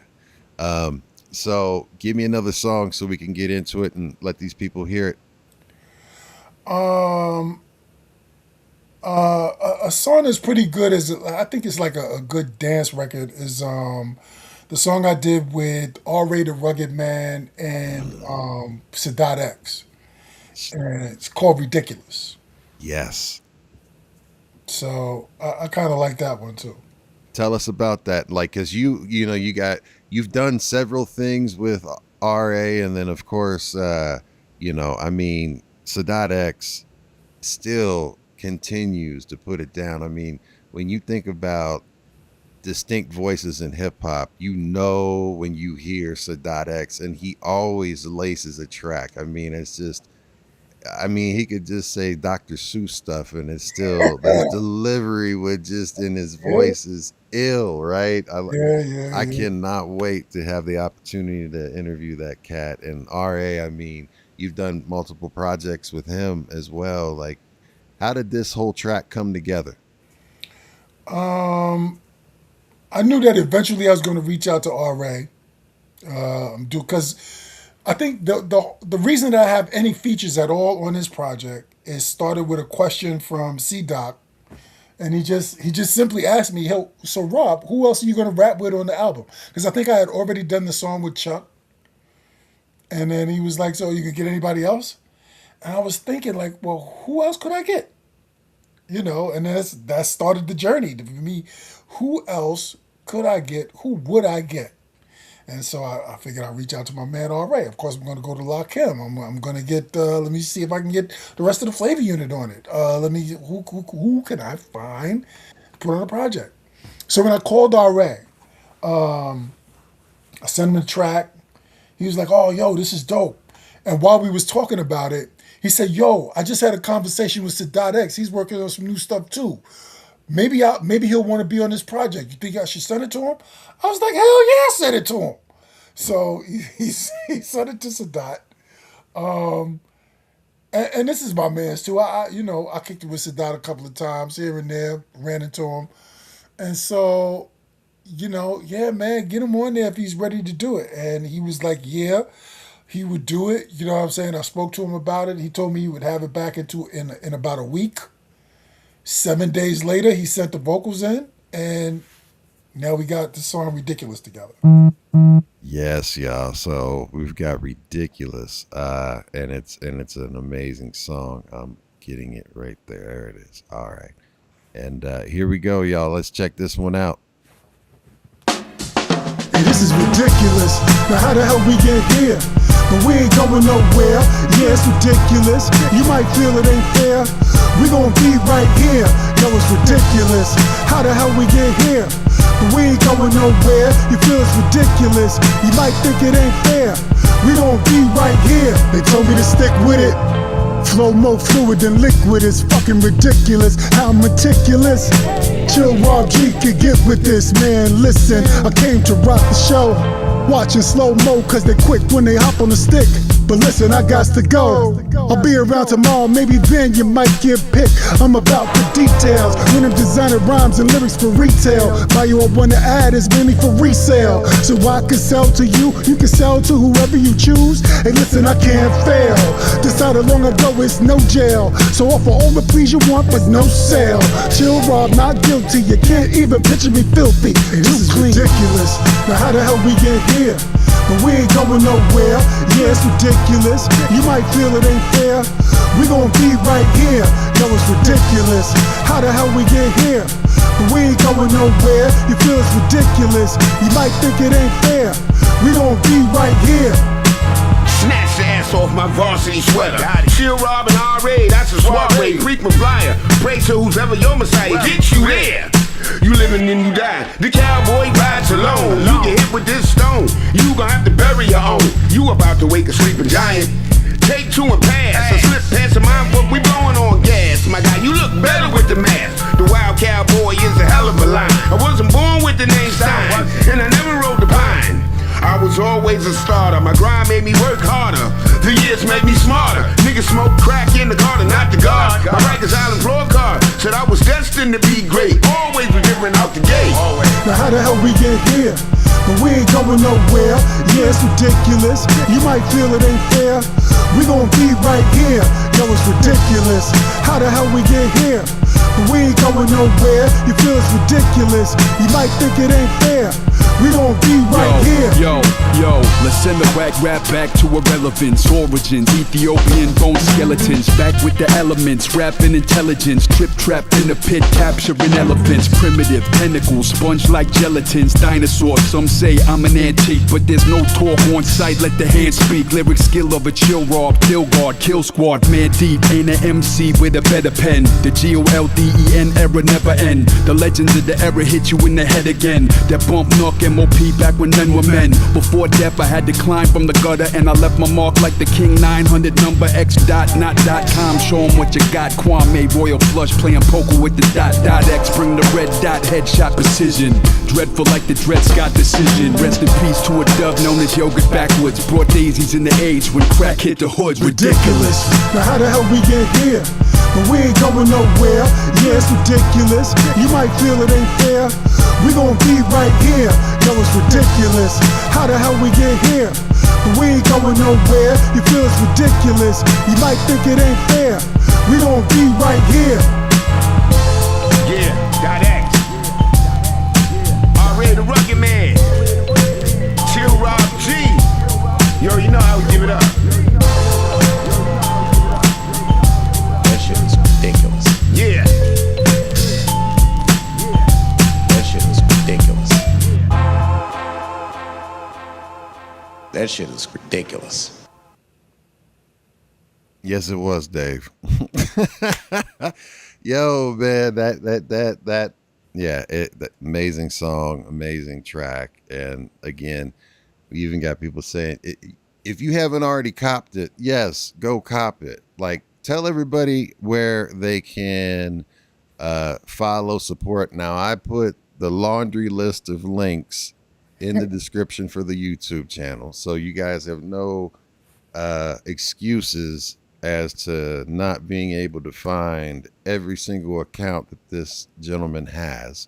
But tell everybody, you know, where they can cop this. And y'all, you even got cassettes, you've got special colored vinyl. You know, it's an amazing album. It looks great. The packaging looks great. But please, by all means, let everybody know. Absolutely, man. This is sold digitally anywhere you can buy music. If you like to shop at Amazon, wherever you're comfortable buying your music from, iTunes, Amazon. The only platform we're not on is Spotify. Yep, and fuck Spotify. Exactly that. The hell with Spotify. Anywhere else you want to buy music from, I'm on Bandcamp. You can get it from me directly. We got some vinyl copies too. I don't know. Yeah, you do. Yeah, we got some that vinyl. blood red, man. Yeah, it's crazy looking. It kind of looks like fire emojis. I forgot what they actually call it. But we got some vinyl. We got some cassettes. I don't know if anybody got a cassette player, but Doc pressed up a few cassettes. I do. Man, and do you? Yeah, I found my a couple of them. I found all of my old school ones. I've got my father's Technique cassette player. Actually, I have two Techniques cassette players. One's a double and one's an old school silver one. And then I have another Sony one that I used to use a lot to bring down my mixtapes and everything like that. Because I would do mixes on mini disc and then dump them down, or I would also use reel to reels because I know how to splice too. My mentor taught me how to splice tapes and do all of that stuff. So right. Yeah. So yeah. Yeah, man, that's what it is, man. So we out there, man. We please, if you like good hip hop, I think I got something for you. You definitely have something for them, man, and. Yeah, and just even if you don't have a cassette player, cassettes are dope. they're small. They don't take up much space, and they are like collector's items. They look good, and the way they just look good in the packaging, and it's like, it's like it brings back memories for you old folks like me, and then for you young folks, you can see what we used to carry around and listen to music on, you know what I mean? For real. So is there a video that you'd like to go out with? Because we normally end off the show with a video, or we could actually show the video. The song is playing. What was that? The song is playing. The song's playing right now? I hear it right now. Now stop. All right. Okay. Thank you for telling me that, because I couldn't hear it at all. Yeah, and you know what? When you was playing it, I couldn't hear it. Really? Yeah, but I can see y'all can hear it. So that's crazy. That's good to know. I'm gonna yell at these people some more. Give me another reason to yell at these people and put in another ticket. Be like, y'all are tripping, tripping. But no. Give me a video. Give me something that you would like to play on as we go out. Yeah, because I was about to tell you, but I got bounced. But yes, sir. I was gonna let you out. Yep. One more. What else I got on here? You know, a couple of people told me they like I Am, and it's the only other song that I have without a feature. You know what? Nah. Let's play Never Ready, because I kind of like what Copywrite did with it. So Never Ready is a song that I got with Copywrite, and it's kind of dope. He killed it. I don't sound bad myself. Let's go with that one. All right. So look, shout outs before you go, because we'll let you go and let you get up out of here, fam. And I appreciate you. I hope you enjoyed your time. I'm so grateful to have you on my platform, and hopefully, the next time you drop something or whenever you want to come back, it would be a blessing to have you back, family. I hope you enjoyed yourself. Yeah, I mean, we gotta stay in touch, because I'm definitely gonna get my man Thrilla, your contact. Please. You know what I mean? Because I know he need that. Yeah.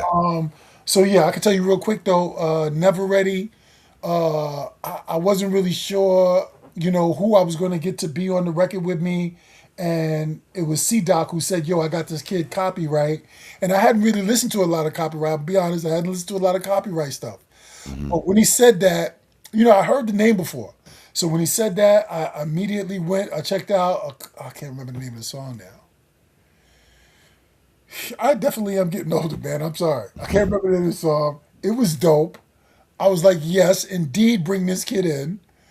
So, one thing I have to say I'm proud about this project is everybody that's on it, the bars are there.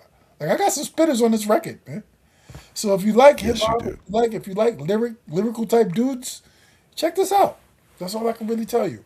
And it's Never Ready, right? Never Ready. Yeah, man. All right. So look, I'm going to let you go. Thank you so much, family, and everyone give the one and only Cool Rob G a round of applause. Thank you. Rob. That's for Chill Rob G. Listen, I'm on an all liquid diet. I'm tired. I ain't mad at you, man. Yeah, man, my bad. I spelled gem wrong. It's GEM, not JEM. It's been a long week. But look, man, thank you so much, and much love to you, and we will catch you on the next side, man. All right, then, Thank you so much. Thank you for everybody. Peace. I'm out. Peace. Be easy. All right. All right. All right, y'all. That was, of course, Chill Rob G, not Cool Rob G. So I want to say thank you to everybody that tuned in, because we will be playing Never Ready before we get up out of here. But just to give you a heads up, yes, I have cancer and I am going to have surgery tomorrow. So I am going to be taking all next week off. But we will be right back after that week and coming right back with the one and only on Monday.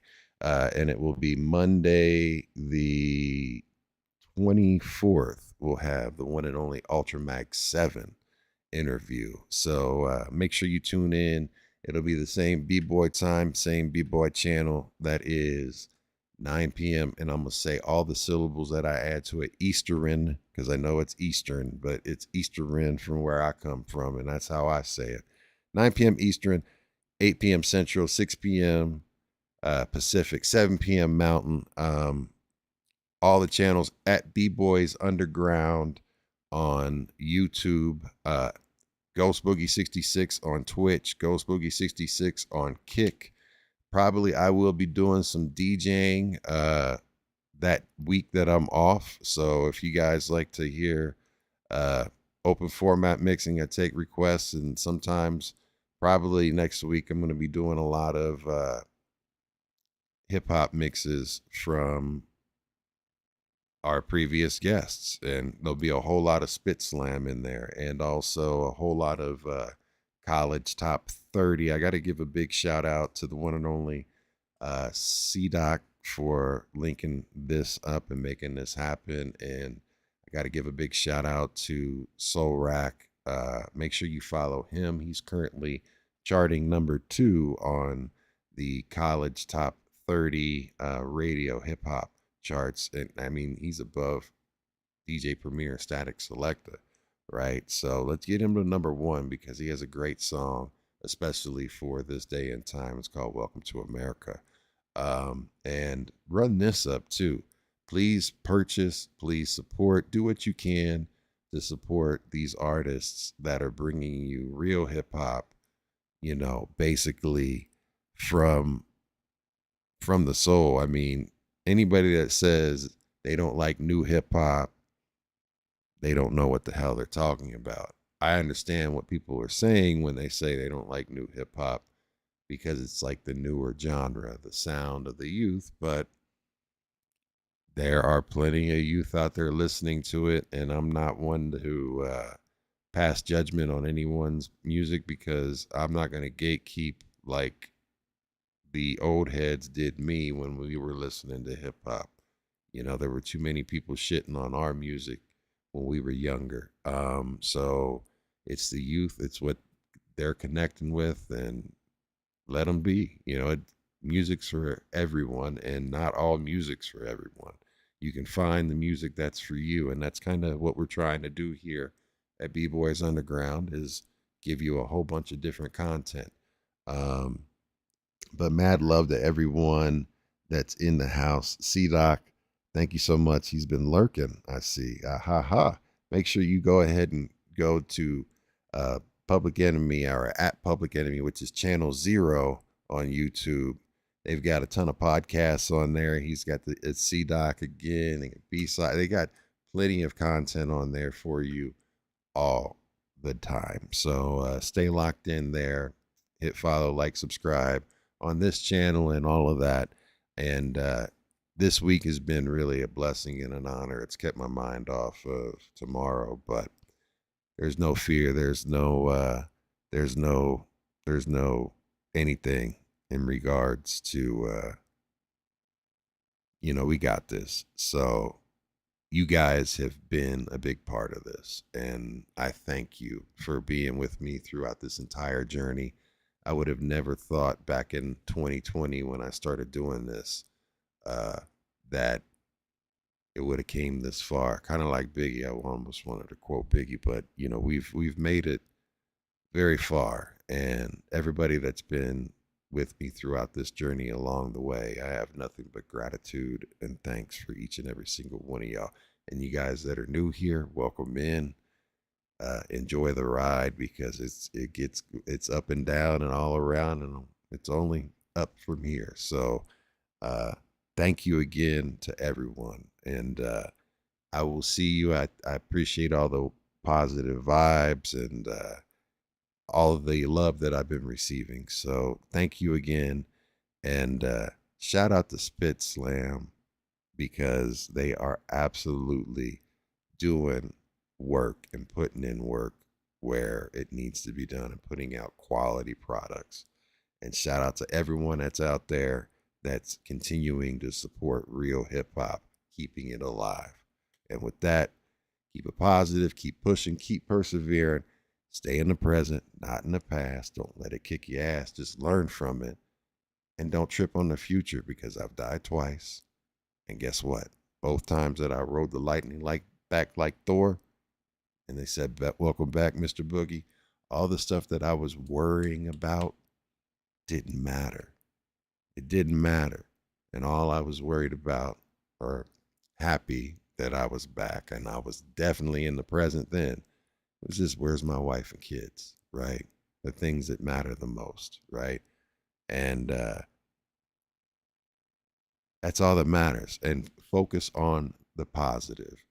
If you continue to dwell and have intrusive thoughts in your head that are negative, you're going to draw negativity to you, and you're going to create your own destiny, and you're going to put a negative spin on your destiny. When I started practicing gratitude, all of these opportunities started opening up immediately, and how fast they flooded in, it was amazing. So I wouldn't have folks like Soul Rack and SpitSLAM and C-Doc and Jim and all of you guys. Like, it just wouldn't be there if I wouldn't have changed my mindset. And I thank you. It's made me a better person, and I hope you guys enjoy the content that we're trying to bring you. I'm working really hard on it. And again, thank you. So the next song we're going to leave you with is called Never Ready. So much love, y'all. And from my city to your world, I got to give a big shout out to City World Media. Go to cityworldmedia.com, bookmark it. I've got my brother DJ Todd D. Blaze and Serene Solution. We've got more content, more podcasts getting ready to pop up on there. And it's going to be just a gamut of different types of content. So support. They also have their own magazine, Street Noise Magazine. If you want to be featured in the magazine, you can actually, if you're a dope ass plumber and you got something to say about plumbing, they'll do an interview and you can have your own magazine. Holler at them. Holler at me. Much love. I'm Ghost Boogie, and we out. Rallo.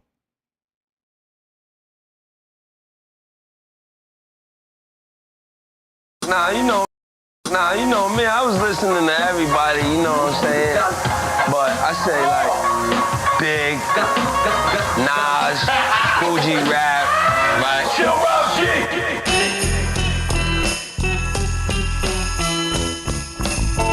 You were not ready, now you was never ready.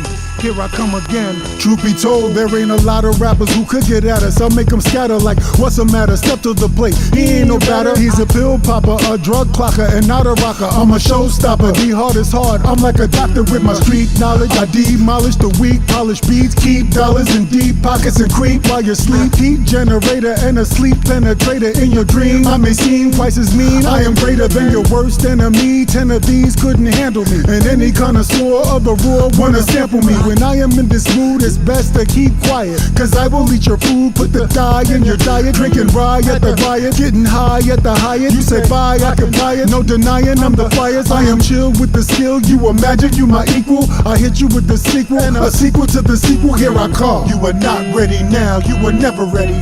Here I come again. You are not ready now, you were never ready. Here I come again. You were not ready now, you were never ready. Here I come again. You talk a whole lot of ain't said nada. You vegan enchilada full of beans. I'm on the scene, we could do it out of jail. Ready, fail, steady, fail, heavy loser. Too petty, super slow, wrong choice chooser. I ain't come to accuse ya, people love to argue. I am not a cruiser, just a bruiser with a dark hue. Got a reputation that beats me where I'm going. Before I start the business, people already know it. Skillfully crafted sounds from a master. Still sound diesel, before and after. Trust me when I tell you it's bullshit they sell you. Deal fell apart the moment the raw fell through. Still with more flavor than your favorite chef. Still speaking more life with every breath. Still doing what I do and quiet as kept. They say Rob came back, but I ain't never left. You are not ready now, you were never ready. Once again, here I come again. Like Chuck had said, the gun is heavy. You are not ready now. As the vinyl plays, think Christopher Rio's final days, cause the pun is heavy. You are not ready now, you were never ready. Here I come again. Dumber than a summer medley, modest is for lames. Cops are hottest in the game, by the fucking bang. Rob's the other problem you could blame. Copy wasn't playing, robbing for his pay. Knocking from his babe, got her swinging from the bottom of my balls like squatters from the chain. Thousands of debt, trying to get what's surrounding my neck. My jeweler put my click on the link like he browsing the web. Yeah, my chain bigger than Walmart. I'm something like a baller, only missing the ballpark. Swing better, swing strike one, you missing the ballpark. All that sweet 16 bullshit is for Hallmark. Caucasoid, hearts of toys, I turn dark and void. They lost the joy, played themselves and dropped pills like Arkanoid. We got the best rappers out saying they can't do it. Shit, don't call yourself the best if you can't prove it. I paint music, pitch black on the curb, treat life like Scrabble, never going back on my word. You are not ready now, you were never ready. Here I come again. You ain't never ready yet. You are not ready now, you were never ready. Here I come again. You ain't never ready yet. C-Doc, C-Write, Chill Rob G, ever ready, forever deadly. All these other rappers forever petty, get them the fuck out of here. Yo, check it out, man. We're not done. We're not done. We're not done. We got to play one more song, and this is apt. It says GTFO. You ain't gotta go. You ain't gotta go home. But you gotta get the fuck up out of here. I hope y'all have a wonderful weekend. Be safe. This is GTFO, y'all. Much love.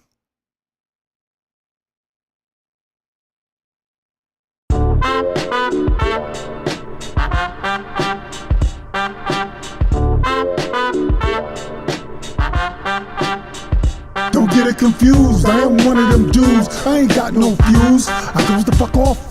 The hell is a lose? I'm telling you true. Don't bring me no news. I goes the fuck off. I'm off the rockers like Boom Shaka. I am like a doctor without proper credentials. I have other essentials. For example, we both practice. They practice medicine. I practice maintaining what stage your head is in.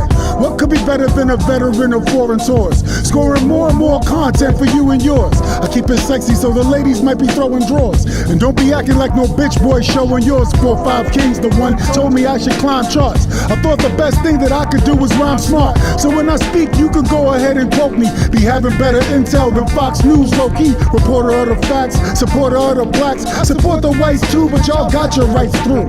Long as I maintain they ain't jack they can do to me. There's none so blind as those who refuse to see. I am one of them dudes, I ain't got no fuse. I goes the fuck off. The hell is a lose? I'm telling you true. Don't bring me no news. I goes the fuck off. I put pen to paper with the paper to pen. I come the fuck off. I put pen to paper with the paper to pen. I come the fuck off. Some wish upon a star to follow where I'm at, but you can never fill my shoes or fit my hat. That's just one of the facts of life you have to learn to handle. Cause you can never compare to Rob's mob or hold a candle. Can you? Damn, you know this pro flows. Solo punches, knocking out groups, gangs, crews, solo bunches. Lunch is a meal, I guess I'm gonna have to skip today. Rappers are too sweet, giving me tooth decay. By the way, pay me what you owe me or you're only gonna owe me more. You're just a phony whore looking for a way to score. You gotta excuse me, I'm feeling more fury than usually. There are none so blind as those who refuse to see. I handwrite each bar exclusively, barely giving you a taste, cause truthfully, none so free as those who use the key. Try as they might, they will never confuse the confused. I am one of them dudes, I ain't got no fuse. I goes the fuck off. The hell is a lose? I'm telling you true. Don't bring me no news. I goes the fuck off. I put pen to paper with the paper to pen. I put pen to paper with the paper to pen. I come the fuck off. And if you don't, and if you don't, and if you don't like it, get the fuck out. Fuck that, I gotta get my stuff back. People give me enough flack for not saying enough raps. Here I come rolling, situation golden. Now you're going Cohen, all your shit is stolen. I'm known as a tough cat. If you in a true fact, I thought I put a skylight right where my roof at. Decided not to do that, decided on a new act. For true, it ain't a comeback, cause I ain't never left. Don't get it confused, I am one of them dudes. I ain't got no fuse. I goes the fuck off. The hell is it lose? I'm telling you true. Don't bring me no news. I goes the fuck up. I put pen to paper with the paper to pen. I put pen to paper with the paper to pen. I put pen to paper with the paper to pen. Fuck off. Thanks for watching. Like, subscribe, share, follow. From my city to your world. We are City World.